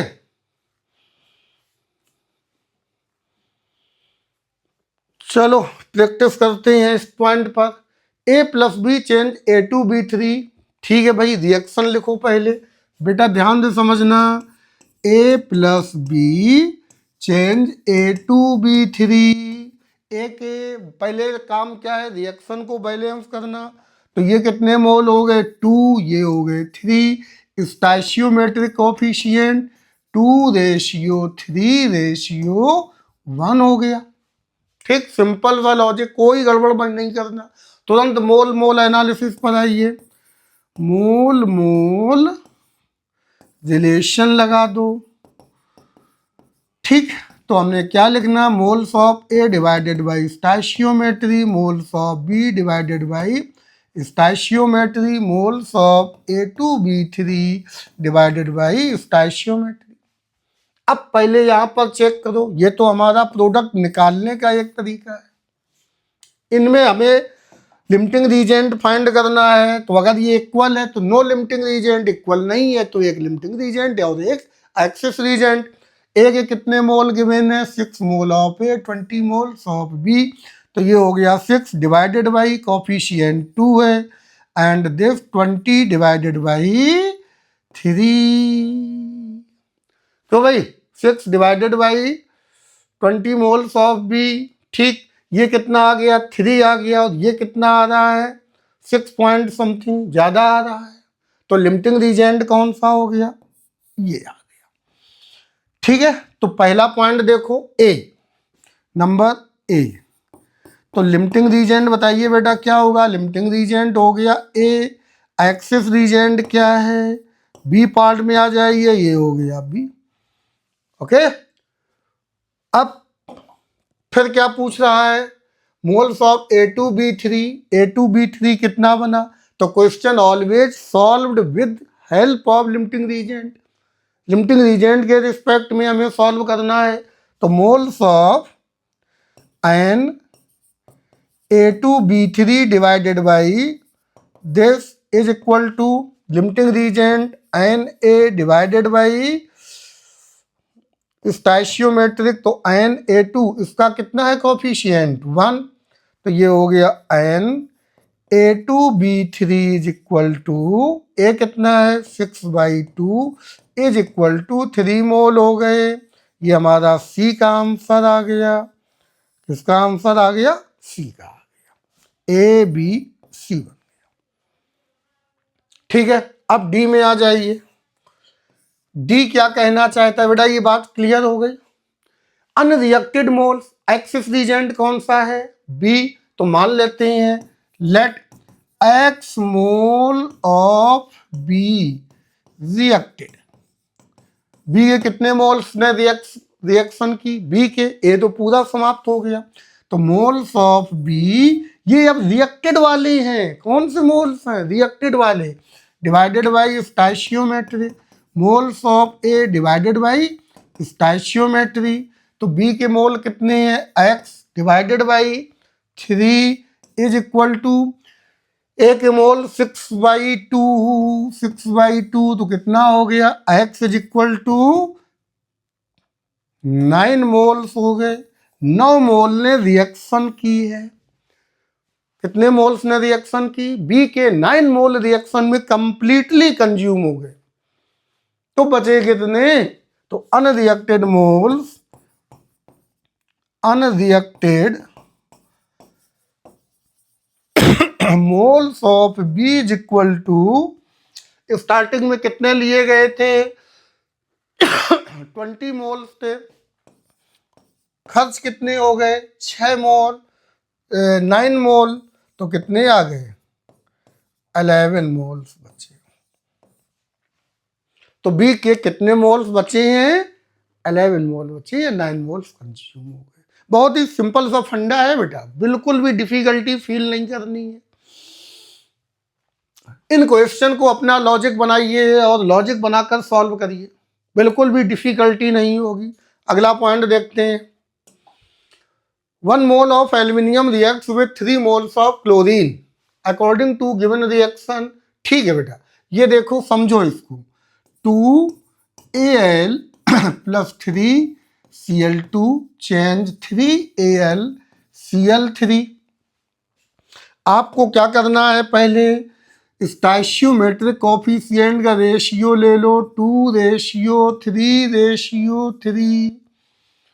ठीक है, गड़बड़ है कहीं 3 तो 2, हाँ गड़बड़ कहाँ पर है, ये आएगा 2, यहाँ पर इक्वेशन गलत छाप दी है। तो बेटा यहाँ पर भी कितना हो जाएगा 2 हो जाएगा, ये हो गया।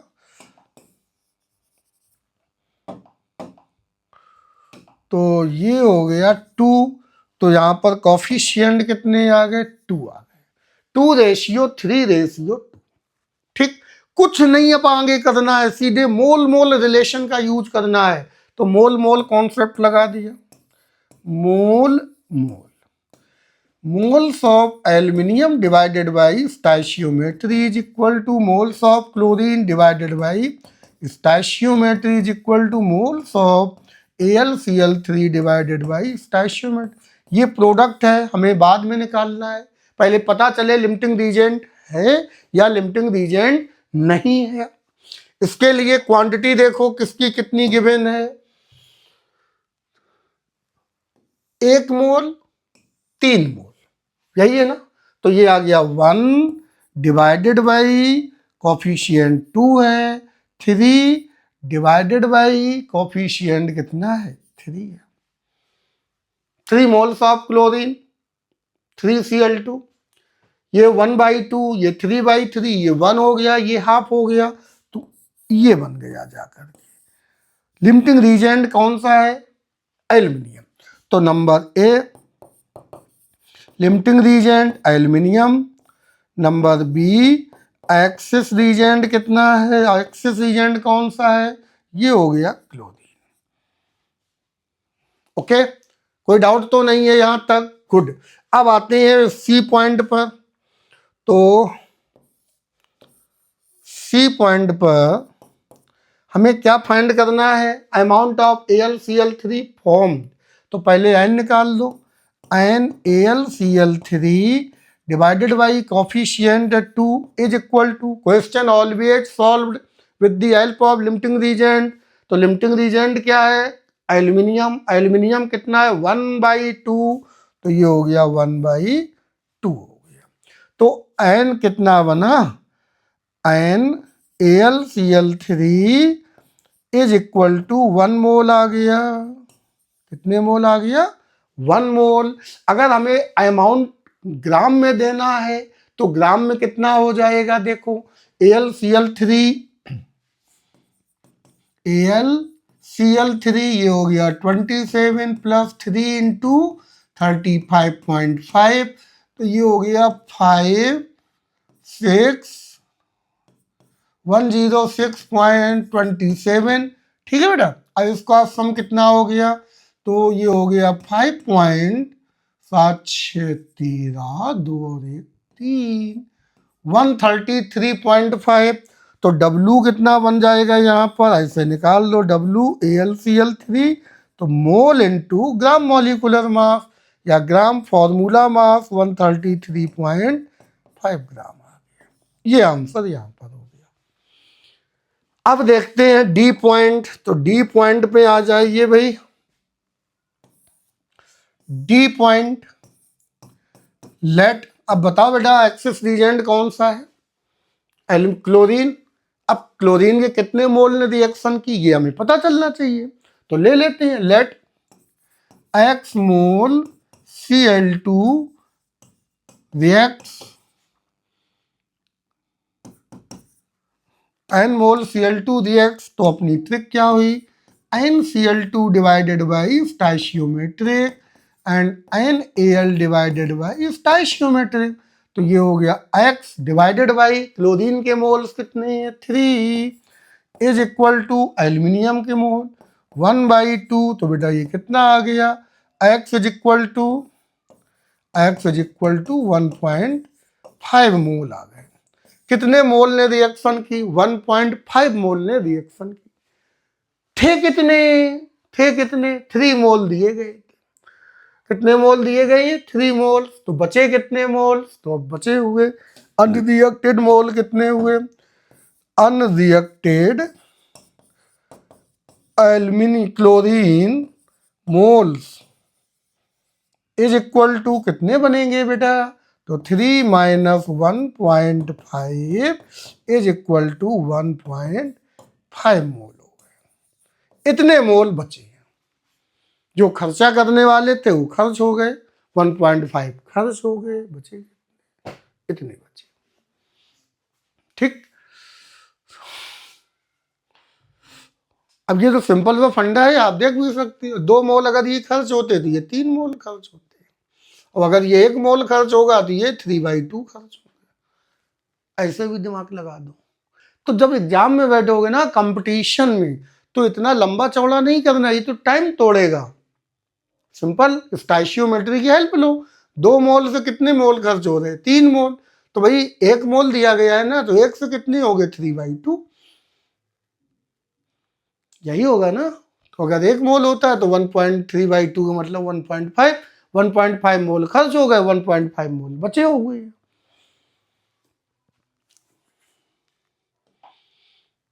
अब ये आपके लिए है 80 ग्राम H2 रिएक्ट्स विथ, ये होमवर्क में लेना है, सॉल्व करना है, ठीक है। Amount of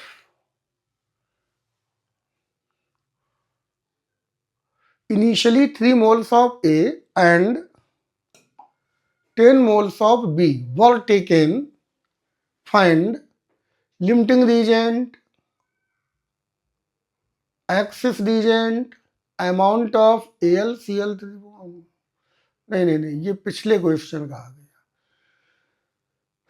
amount of C and D produce, amount of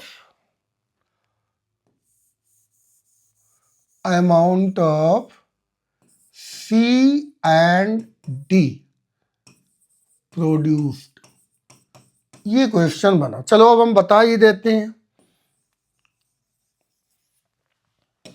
एक रिएक्शन है अपनी A+3B, दिस चेंज 2C+5D।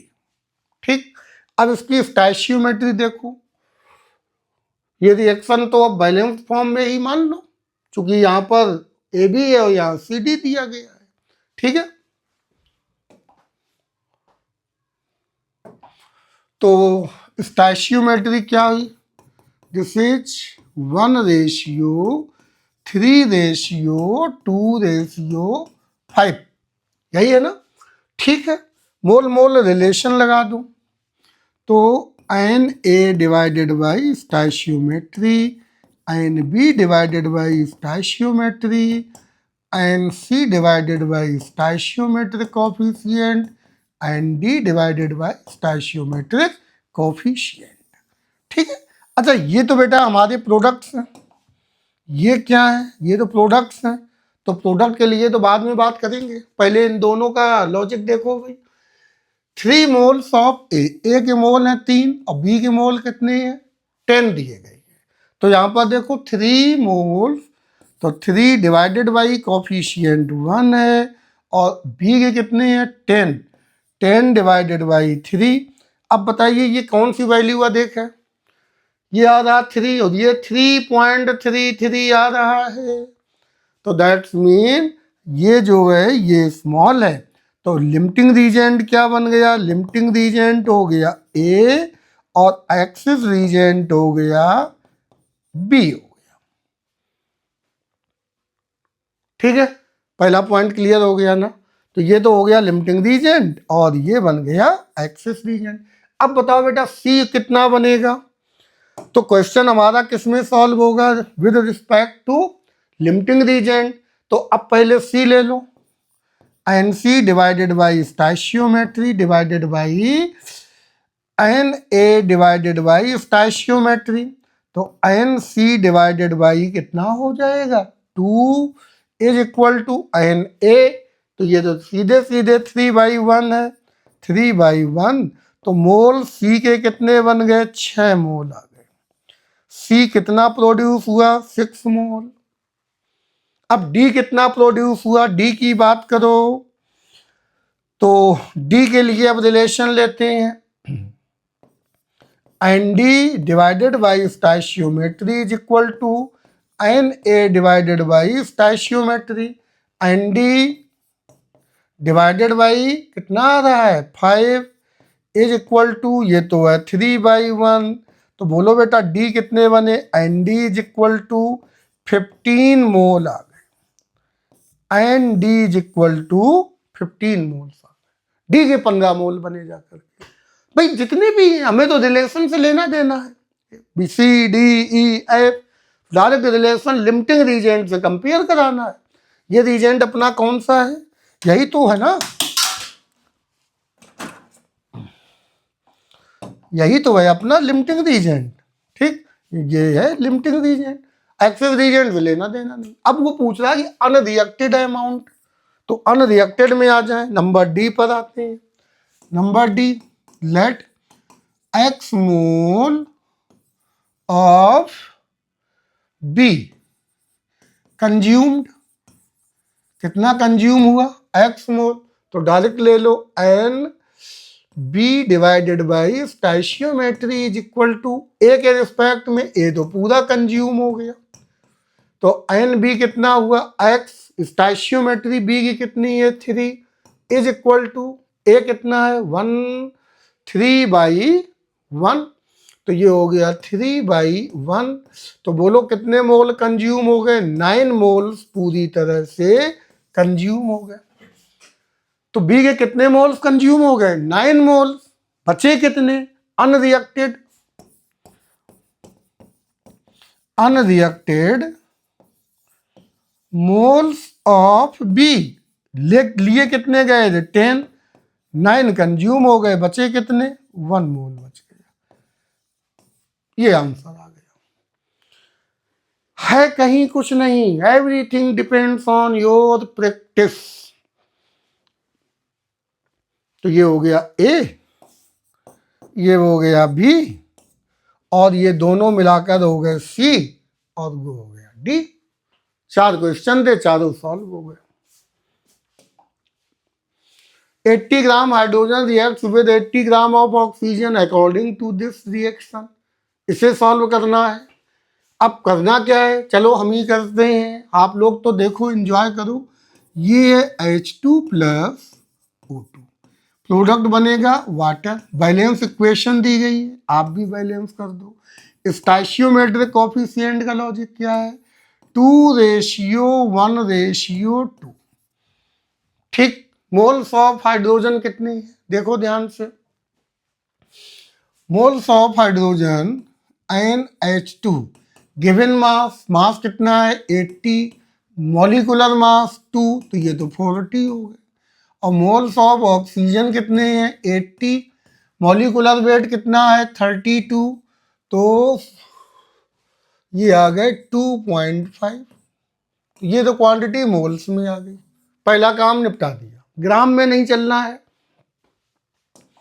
अब बेटा रिलेशन लिख दो, NH2 upon stoichiometric, NO2 upon stoichiometric and NH2O divided by stoichiometric. ये तो फिक्स है, ये तो आपको करना है। इन दोनों में पहले पता लगाओ, अगर ये बराबर है तो नो प्रॉब्लम, एक आ जाएगा, कोई रिएक्टेंट नहीं बचेगा। कम ज़्यादा है तो लिमिटिंग रीजेंट बनेगा। तो हाइड्रोजन कितने हैं 40/2, ये है 2.5/1। तो ये तो बड़ा दूर से दिख रहा है कि लिमिटिंग रीजेंट हमारा ये। तो ए पॉइंट कि लिमिटिंग रीजेंट क्या है, लिमिटिंग रीजेंट ऑक्सीजन और एक्सेस रीजेंट H2। एक काम ये कंप्लीट हो गया। ठीक है, अब सी पॉइंट पर आ जाइए। तो सी पॉइंट क्या कह रहा है, NH2O divided by stoichiometry is equal to limiting reagent oxygen है, NO2 अपॉन स्टाइशियोमेट्री। तो NH2 हमें पता लगाना है कितना बना, कॉफिशिएंट 2 और NO2 है 2.5/1। तो NH2O कितना बन गया, NH2O वाटर के बन गए 5 मोल। 5 मोल का मतलब हो गया 80 ग्राम, 80 ग्राम पानी बन के तैयार हो गया। अब बचा कितना एक्सेस रीजेंट। तो एक तरीका तो ये था कि टोटल कितना लिया गया था, 80 दूनी 160, 160 ग्राम लिया गया था। और वाटर कितना बन गया है, 80 क्यों बन गया है भाई, ये तो गड़बड़ है। ये 18 है ना, 18 पंचे 90, ये बना जा करके 90 ग्राम बना वाटर।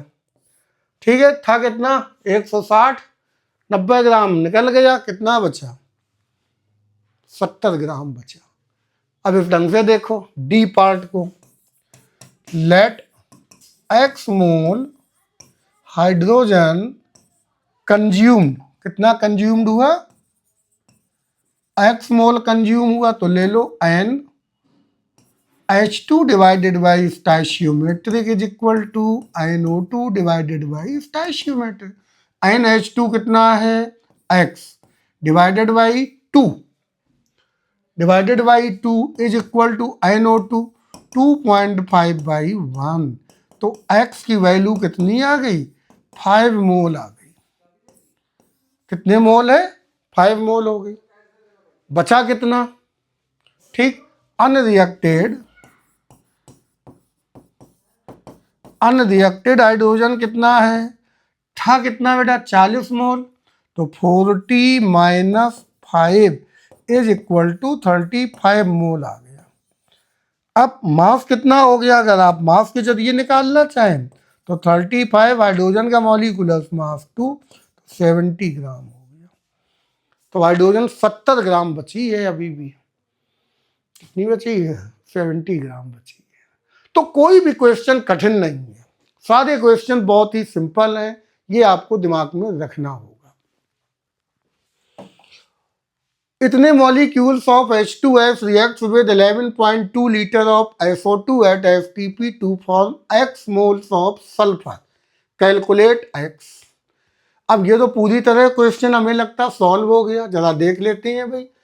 H2S हाइड्रोजन सल्फाइड की रिएक्शन करा दी गई सल्फर डाइऑक्साइड से टू फॉर्म सल्फर। सल्फर यहाँ पर बचा है, चलो भाई सल्फर बचा है तो बाकी सब कुछ तो भागा, तो फिर ये निकल गया होगा वाटर। अब इसे बैलेंस कर दो, तो ऑक्सीजन कितने हैं यहाँ 2, तो यहाँ पर हमने 2 कर दिया। ऑक्सीजन बैलेंस हो गई तो हाइड्रोजन कितने हो गए 2 दूनी 4, तो ये भी कर दिया। तो सल्फर कितने हो गए 3 सल्फर हो गए। ठीक, 2 for x moles of sulphur. x की मोल x की वैल्यू फाइंड करनी है, पहले तो स्टाइशियोमेट्री ले लो, ये हो गया 2:1:3:2। ठीक है, अब इसके बेटा मोल तो निकालो पहले। अब ये आपका कंपटीशन हो गया पैटर्न। ठीक है, तो moles of H2S NH2S given particle given है 12 इंटू गिवन पार्टिकल 10 की पावर 23 डिवाइडेड बाई 6.02 इंटू 10 की पावर इज इक्वल टू 2 आ गए। इसके तो 2 मोल्स हैं हाइड्रोजन सल्फाइड के, और इसके कितने हैं SO2 के, तो NSO2 given volume at STP कितना गिवन है 11.2, होता कितना है 22.4, तो ये आ गया 0.5 मोल आ गया। तो NSO2 कितना है 0.5 मोल। अब यहां पर पुट कर दो वैल्यू जो गिवन है, गिवन मोल्स, ठीक है। तो इसके मोल कितने गिवन H2S के, ये हो गए 2 मोल, ये कितने हैं 0.5 मोल, ठीक है। ये गिवन है। अच्छा, तरीका सोचने का तो अलग अलग है। जो बच्चे बहुत अच्छी प्रैक्टिस करते हैं वो तुरंत देख लेते हैं। इसका अगर 1 मोल खर्च होगा तो इसके 3 मोल बनेंगे, और अगर इसका 0.5 मोल खर्च होगा तो 0.5 का 3 में मल्टीप्लाई कर दो, 1.5 मोल बनेंगे। यही है ना। चलो भाई, कॉफिशिएंट के जरिए सॉल्व कर दो। पहले देख लो इन दोनों में लिमिटिंग रीजेंट कौन सा है। तो अब हमने अप्लाई किया मोल मोल रिलेशन। तो ये मोल मोल रिलेशन में ये तो गिवन क्वांटिटी है, ठीक है। तो अब आते हैं मोल मोल रिलेशन। तो मोल मोल में NH2S divided by stoichiometry, NSO2 divided by stoichiometry, NS divided by stoichiometry, NH2O divided by stoichiometric coefficient. ठीक, ये तो प्रोडक्ट है, कंपेयर इन दोनों में कराना है तो करा दीजिए। NH2S कितने गिवन है 2 डिवाइडेड बाई 2, यहां पर NSO2 कितना है 0.5 डिवाइडेड बाई 1। ये वाली वैल्यू कम है तो ये हो गया लिमिटिंग रीजेंट और ये हो गया एक्सेस रीजेंट। इसके रिस्पेक्ट में NS की वैल्यू हमें फाइंड करनी है, ठीक है। किसकी वैल्यू फाइंड करनी है NS की। तो फाइंड कर दो NS divided by is equal to NSO2 divided by NS क्या है कोफिशिएंट इसका 3, NSO2 कितना है 0.5 बाई 1। तो मोल्स ऑफ सल्फर कितने बन गए 1.5 मोल बन गए। ये आंसर आ गया। अब आप निकालिए कि H2S बचा कितना होगा। ठीक, थ्योरेटिकली देखें यूनिटरी मेथड के जरिए। जब इसका 1 मोल खर्च होता है तो इसके 2 मोल खर्च होते हैं। तो जब इसका 0.5 मोल खर्च होगा तो 0.5 इंटू 2 कर दो, 1 मोल खर्च हो जाएगा। है कितने 2 मोल, तो बचे कितने 1 मोल बचा, 1 मोल बच गया। तो ये आपको करना है। 54 gram aluminium and 32 gram of oxygen react to form Al2O3, calculate a. ये आपको होमवर्क में करना है बेटा। प्रैक्टिस जितनी ज्यादा करोगे उतना ही अच्छा रहेगा। 245 gram of KClO3 is heated, calculate percentage loss of weight due to heating. अब देखो कितना सिंपल सी बात, अभी पीछे क्वेश्चन हम लोगों ने सॉल्व भी किया था, ठीक है। चला चेक कर लेते हैं पीछे के अकॉर्डिंग।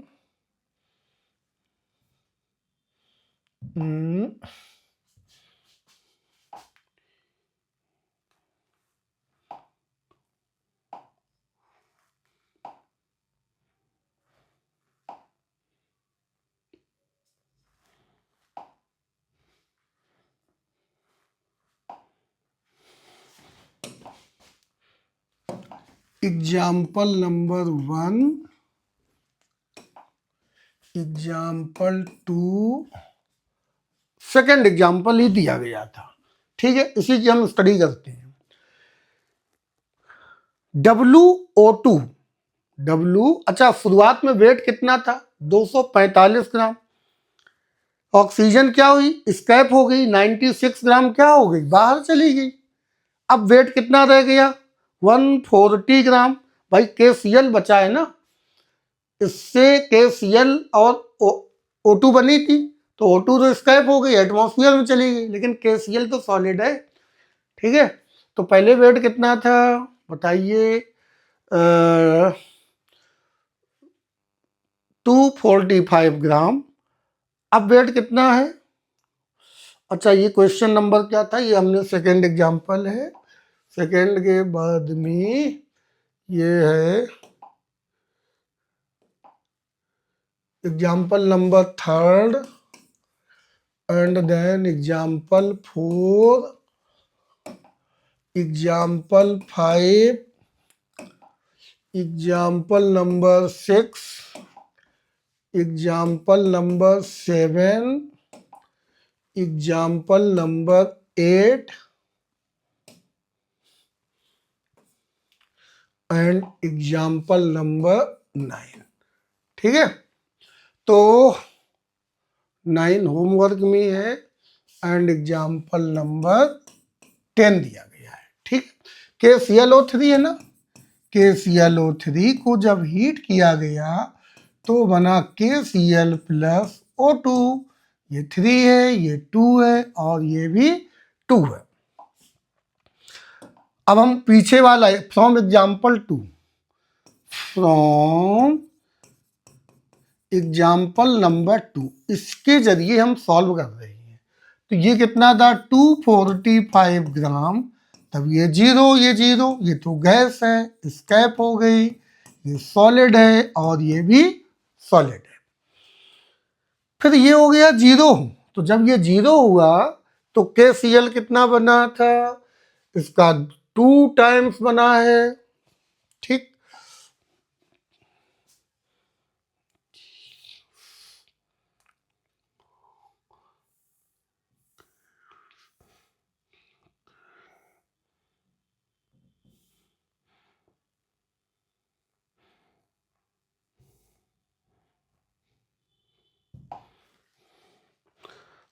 वन 49 एंड 96, 149 एंड 96, ये 149 ग्राम और ये 96 ग्राम हो गया। तो परसेंटेज पूछ रहा है। अब देखना तरीका क्या है, 245 में कितना कम हो रहा है? 96 ग्राम कम हो रहा है। परसेंटेज लॉस को आप अगर कोई फॉर्मूला दिमाग में ना आए तो आप ऐसे विचार करो, बचा कितना वेट? ये तो वेट है, ठीक है, रिमेन वेट। ठीक, और ये कौन सा वेट है? Initial weight, initial weight. और ये तो स्कैप हो गया लॉस वेट, लॉस वेट। इतना तो एटमॉस्फेयर में चला गया और वही तो पूछा परसेंटेज लॉस ऑफ वेट। अब देखना समझने का तरीका क्या है, ऐसे समझो कि 246 ग्राम इन 245 gram 245 gram KClO3 weight loss is equal to 96 gram. तो 100 ग्राम में भाई कितना हो जाएगा? तो 100 ग्राम में हो गया 96 डिवाइडेड बाई 245 इंटू 100 आ गया। इतने परसेंट बनेगा, जा करके सॉल्व कर दो, आंसर आ जाएगा।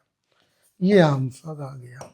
यार सिंपल भी ट्रिक दिमाग में रखो, loss weight divided by initial weight multiplies by 100।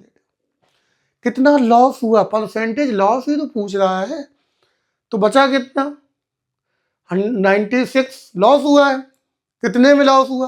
245 ग्राम में, मल्टीप्लाइज बाई 100, सॉल्व हो गया। ठीक है, तो ये एग्जाम्पल 2 से हमने सॉल्व किया था, डायरेक्ट उठा लिया। ये बेटा एग्जाम्पल नंबर 10 हो गया। अब अगला देखो, NCERT की बुक का है। In a reaction A+B2 change AB2, identify limiting reagent if any in the following reaction mixture. अब बताओ भाई, लिमिटिंग रीजेंट आपको निकालना है। चलो, बड़ी खुशी की बात है। ठीक, ध्यान से समझना। एक है हमारा A plus B2 change AB2 हो गया। ठीक, ये रिएक्शन दी गई है। स्टोइचियोमेट्रिक कोफिशिएंट 1:1 है, सभी का सेम दिया गया, कोई बात नहीं। अब क्वांटिटी किस पर डिपेंड करेगी? इन मॉलिक्यूल्स पर। नंबर ए पर आइए। अच्छा, मोल मोल रिलेशन क्या है? अरे भाई, अब तो हर एक में एक ही है, divided by 1 divided by 1 divided by 1। यहाँ तो है नहीं कि नहीं एक हो, यहाँ दो, दोनों का जो रेशियो है वो तो 1 ही है। तो मोल रिलेशन लिखो या ना लिखो, ठीक। अरे अगर लिखना भी चाहती हो तो लिख दो, moles of A divided by 1, coefficient 1 ना, is equal to moles of B2 divided by 1। तो दोनों के मोल्स तो बराबर हो गए। आया ना समझ में? 1 1 है, कोई लॉजिक ही नहीं बन रहा। या लिख के आप सोल्व कर सकती हो, अगर दोनों के मोल बराबर हैं, इसका भी 5 मोल हो इसका भी 5 मोल, तो कोई दिक्कत ही नहीं। अब दिमाग क्या लगाना है, नंबर ए देखना ध्यान से। 300 एटम्स तो ये है, 300 एटम्स, ओके।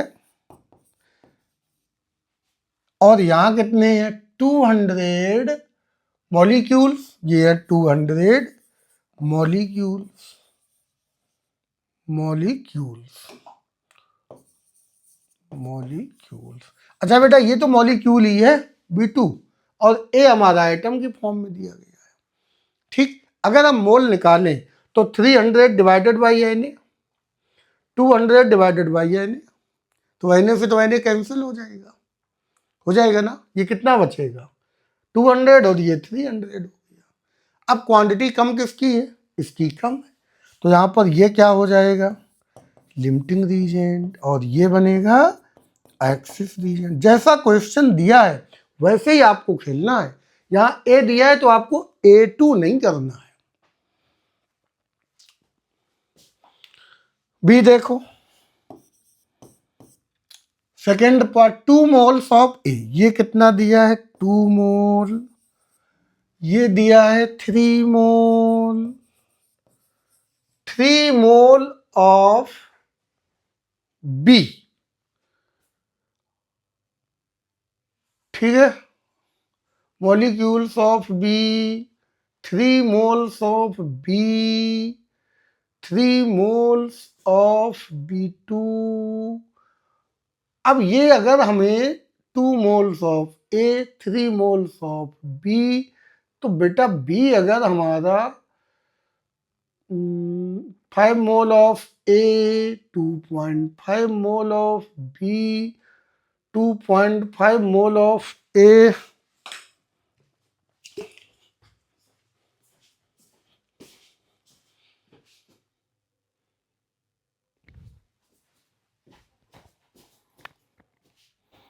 तो बेटा यहां तक कंप्लीट हो गया। आगे बढ़ते हैं। क्वेश्चन ये आपकी NCERT बुक का है, ठीक है। अब यहां से identify the limiting reagent if any in the following reaction mixture. जैसे यहां पर रिएक्शन गिवन है A plus B2 change AB2, ठीक है। अब देखते हैं आगे। पहला पॉइंट क्या कहता है? 300 आइटम्स, इसके तो 300 हैं, और ये कितने हैं? 200 मॉलिक्यूल्स। अब बताइए बेटा, लिमिटिंग रीजेंट कौन सा बनेगा? ये क्वांटिटी ज़्यादा है तो ये हो गया लिमिटिंग रीजेंट, और ये हो गया एक्सिस रीजेंट। सेकेंड पॉइंट है 2 मोल्स ऑफ ए के कितने मोल्स हैं? 2 मोल, और बी के कितने मोल्स गिवन है? 3 मोल। अब बताइए बेटा, क्वांटिटी किसकी कम है? क्वांटिटी कम है ए की, तो ये क्या हो जाएगा? Limiting reagent. ये हो गया लिमिटिंग रीजेंट, और ये बन गया एक्सिस रीजेंट। इसी तरह से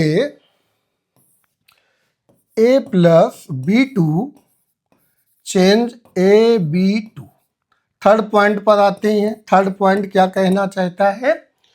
100 आइटम्स ऑफ ए, इसके कितने आइटम्स हैं? 100 आइटम्स। 100 मॉलिक्यूल्स ऑफ बी, इसके 100 मॉलिक्यूल्स हैं, दोनों के कॉफिशिएंट तो सेम है ना, स्टोइचियोमेट्रिक कॉफिशिएंट 1:1 है। इसका मतलब ये पूरा कंप्लीट हो जाएगा, ये पूरा समाप्त, ये भी पूरा समाप्त, और फाइनली हम क्या कहेंगे, नो लिमिटिंग रीजेंट, पूरा समाप्त हो जाएगा और Ab2 के 100 मॉलिक्यूल्स बनके तैयार हो जाएंगे। 4 पॉइंट पर देखो, 5 मोल ए के मोल कितने हैं, 5 मोल, और बी के मोल कितने हैं, 2.5 मोल, यही है ना। अब बताओ बेटा क्वांटिटी कम किसकी है, तो क्वांटिटी कम किसकी है, क्वांटिटी कम बी की है, तो ये हो गया लिमिटिंग रीजेंट और ये बन गया excess reagent. And finally point number 5 पर आ जाइए। 5th पॉइंट कहता है 2.5 मोल ऑफ है, ये हो गया 2.5 मोल, और बी के मोल कितने हैं, ये हो गए 5 मोल। अब लिमिटिंग रीजेंट ये हो गया, तो ये बन गया, ए बन गया लिमिटिंग रीजेंट और बी हो गया एक्सेस रीजेंट। इस तरह से क्वेश्चन कंप्लीट होता है। ठीक है, नेक्स्ट पॉइंट पर आइए, नोट कर लोगे, very good. 500 kg of nitrogen and 10 kg of H2 are mixed to produce ammonia. Calculate amount of ammonia। पहले तो रिएक्शन लिखो, N2 plus 3H2 change 2NH3। ठीक है, वो ऑल कंपोनेंट्स आर गैस, ये हमें मालूम है, ये याद रखना है। Calculate the amount of ammonia formed, identify the limiting reagent in the production of ammonia in this situation। NCERT की बुक का क्वेश्चन है। ठीक है, अब जरा देखते हैं, जो क्वांटिटी गिवन है इसके पहले निकालो मोल्स। 50 kg ऑफ नाइट्रोजन, चलो भाई हमने यहाँ साइड में मोल निकाल दिए, N2 ग्राम में लेना है, तो ग्राम में कितना हो गया, 50 इंटू 10⁻³ ग्राम डिवाइडेड बाई 28। इतने मोल्स तो नाइट्रोजन के हैं। हाइड्रोजन के मोल्स कितने हैं, 10 kg ऑफ H2, तो NH2, तो 10 इंटू 10⁻³ डिवाइडेड बाई 2, तो ये हो गया 5 इंटू 10⁻³ मोल हो गए हाइड्रोजन के, और ये हो गए नाइट्रोजन के। ठीक, आपने क्या किया, मोल मोल एनालिसिस लिखा, पहला काम। पहले तो स्टोइचियोमेट्रिक कॉफिशिएंट का रेशियो लिखो, 1:3:2 आ गया। अब कॉफिशिएंट तो ये हमने लिख दिए, मोल मोल रिलेशन यूज करो, तो जब रिलेशन यूज करेंगे तब लिखेंगे N2 divided by stoichiometric and NH2 divided by stoichiometry and N ammonia divided by stoichiometry, ये तो बराबर ही करना है। अब इनकी क्वांटिटी पहले देख लेते हैं मोल के अकॉर्डिंग, तो N2 कितना है, 50 इंटू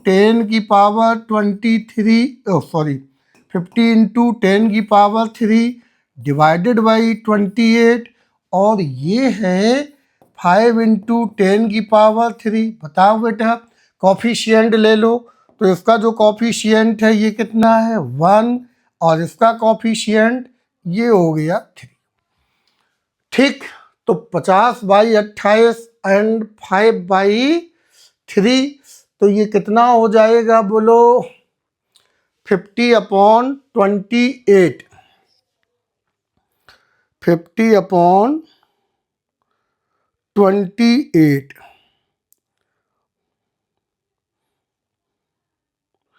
तो ये बन गया 50/28, कितना हुआ, 1.786 इंटू 10⁻³, और ये हो गया 3 अब कितना बचा, 2, तो 3 18 6 6 7 इंटू 10⁻³ आ गया। तो बताओ बेटा लिमिटिंग रीजेंट कौन सा है, क्वांटिटी किसकी कम है, तो क्वांटिटी कम तो ये हो गई जा करके, तो ये हो गया लिमिटिंग रीजेंट और ये बन गया यहाँ पर excess reagent. Calculate the amount of ammonia form, तो लिमिटिंग रीजेंट के रिस्पेक्ट में न्यूमेरिकल को सॉल्व करना है, तो अब हमें इनका रिलेशन ले लेना है। तो अब हम लेंगे N ammonia divided by coefficient कितना है 2 is equal to N H2 divided by stoichiometric coefficient. N H2 की वैल्यू कितनी है 1.667, 1.667 इंटू 10 की पावर 3। ये मोल्स में चल रहा है, किस में चल रहा है, मोल्स में। तो ओवरऑल कितना हो गया N NH3 is equal to 2 का मल्टीप्लाई कर दो तो 2 इंटू 1.667 इंटू 10 की पावर 3 मोल्स आ गए। ये यहाँ पर करेक्ट ऑप्शन बन के तैयार हो गया। Calculate the amount of ammonia form, अब अगर यही हमें ग्राम में लेना है तो ग्राम में कितना आएगा, अमोनिया का मॉलिक्यूलर वेट कितना होता है 17, तो डब्लू अमोनिया बना, W ammonia is equal to 2 into 17 into 1.667 into 10 की पावर 3 ग्राम आ गया। या किलोग्राम में अगर चाहिए तो कितना हो गया, तो दिस इज 2 इंटू 17, अरे भाई 10 की पावर 3 को उड़ा दो, तो जब 2 की पावर 3 को उड़ा देंगे 10 की पावर 3 को, तो यही किलोग्राम में आ जाएगा। ठीक है, 17 टू जा कितना हो गया 34 इंटू 1.67 किलोग्राम में आ गया, ये आंसर आ गया। ठीक है, गुड। नेक्स्ट नंबर देखो, ये भी एनसीईआरटी की प्रॉब्लम है। Dinitrogen and dihydrogen react with each other to produce ammonia. Dinitrogen N2, dihydrogen H2, दोनों ने रिएक्शन की, बना दी ammonia gas. According to this equation, ये इक्वेशन दी गई है, ये अनबैलेंस्ड है, यहाँ पर आपने बैलेंस कर दी, तो स्टोइचियोमेट्रिक कोफिशिएंट हो गया 1:3:2। Calculate the mass of ammonia produced if 2 into 10 की power 3 gram die nitrogen reacts with 1.00 into 10 की power 3 gram of di hydrogen. ये भी ग्राम में दिया गया है और ये भी ग्राम में दिया गया है, तो इसको सीधा सीधा कर दो 2000।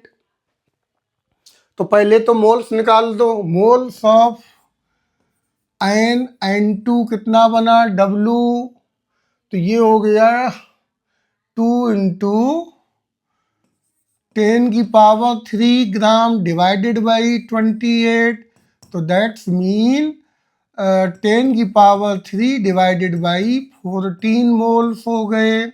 और NH2 कितना बना 1/2 इंटू 10 की पावर 1/2 इंटू 10 की पावर 3, भाई ग्राम में है 1 इंटू 10 की पावर 3, तो ये इतना हो गया। तो this is equal to 5 into 10 की पावर, ये 0.5 हो जाएगा, चलो डिवाइड में ही रहने दो, तो ये आ गया 10 की पावर 3 डिवाइडेड बाई 2 मोल्स हो गए, इतने यहाँ पर हो गए। अब यहाँ पर हमें क्या लिखना है, मोल्स मोल्स रिलेशन, तो पहले तो छाप दो मोल मोल रिलेशन ले लीजिए। तो मोल मोल रिलेशन के according N2 upon stoichiometry, NH2 upon stoichiometry और N ammonia divided by stoichiometric coefficient, ये तो इक्वल में ही है। ठीक है, अब यहाँ पर इनकी क्वांटिटी रखो, पता लगाओ लिमिटिंग रीजेंट कौन सा है। अगर ये बराबर आ गया तो कोई लिमिटिंग रीजेंट नहीं है। तो N2 हमने कितना निकाला 10 की पावर 3 1/14 इंटू 10 की पावर 3 डिवाइडेड बाई कॉफिशिएंट कितना है 1, और NH2 है 1/2 इंटू कॉफिशिएंट कितना है 3 इंटू 10 की पावर 3, ये यहाँ पर आ गया। ये है 1/6, ये है 1/14। कौन सी क्वांटिटी ज़्यादा है? ये क्वांटिटी ज़्यादा है, ये क्वांटिटी कम है। दैट्स मीन ये हो गया लिमिटिंग रीजेंट और ये बन गया एक्सिस रीजेंट। प्रोडक्ट किसके रिस्पेक्ट में बनाने हैं? लिमिटिंग रीजेंट की। तो अमोनिया कितनी बनी यहाँ पर? NH3 डिवाइडेड बाई कॉफिशिएंट कितना है इसका 2 is equal to NN2 divided by coefficient. तो NN2 का कॉफिशिएंट हो पूरा ये उठा लो, तो 1/14 इंटू 10 की पावर 3, ये मोल में बेटा चल रहा है। तो NH3 इज इक्वल टू कितना है? ये 2, तो 2 तो ऊपर चला गया, तो 1/7 इंटू 10 की पावर 3 मोल आ गया। ग्राम में अगर लो तो अमोनिया का है 17 डिवाइडेड बाई 7 इंटू 10 की पावर 3 ग्राम में आ गया। इतने ग्राम अमोनिया बन के तैयार है। Will any of the two reactants remain? क्या इन दोनों में कोई बचेगा? तो अब बताओ बेटा कौन सा बचेगा? हाइड्रोजन बचेगा। तो बी पार्ट क्या है? Second part. सेकेंड पार्ट लिखना है यस। कौन सा बच गया? हाइड्रोजन बच गई। हाइड्रोजन विल रिमेन, हाइड्रोजन यहां पर बचेगी। ठीक, फिर क्या कह रहा? If yes which one and what would be its mass? कितना बच गया?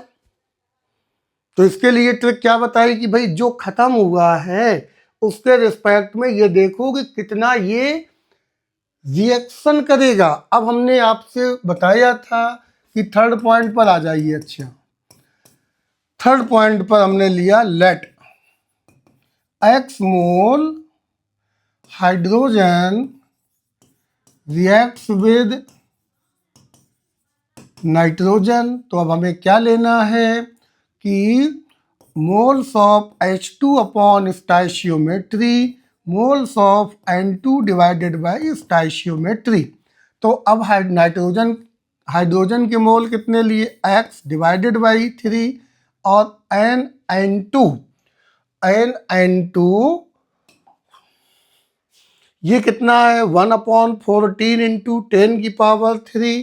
तो 1/14 इंटू 10 की पावर 3, तो कितना बेटा बन गया? तो x is equal to 3/14 into 10 की पावर 3 मोल्स।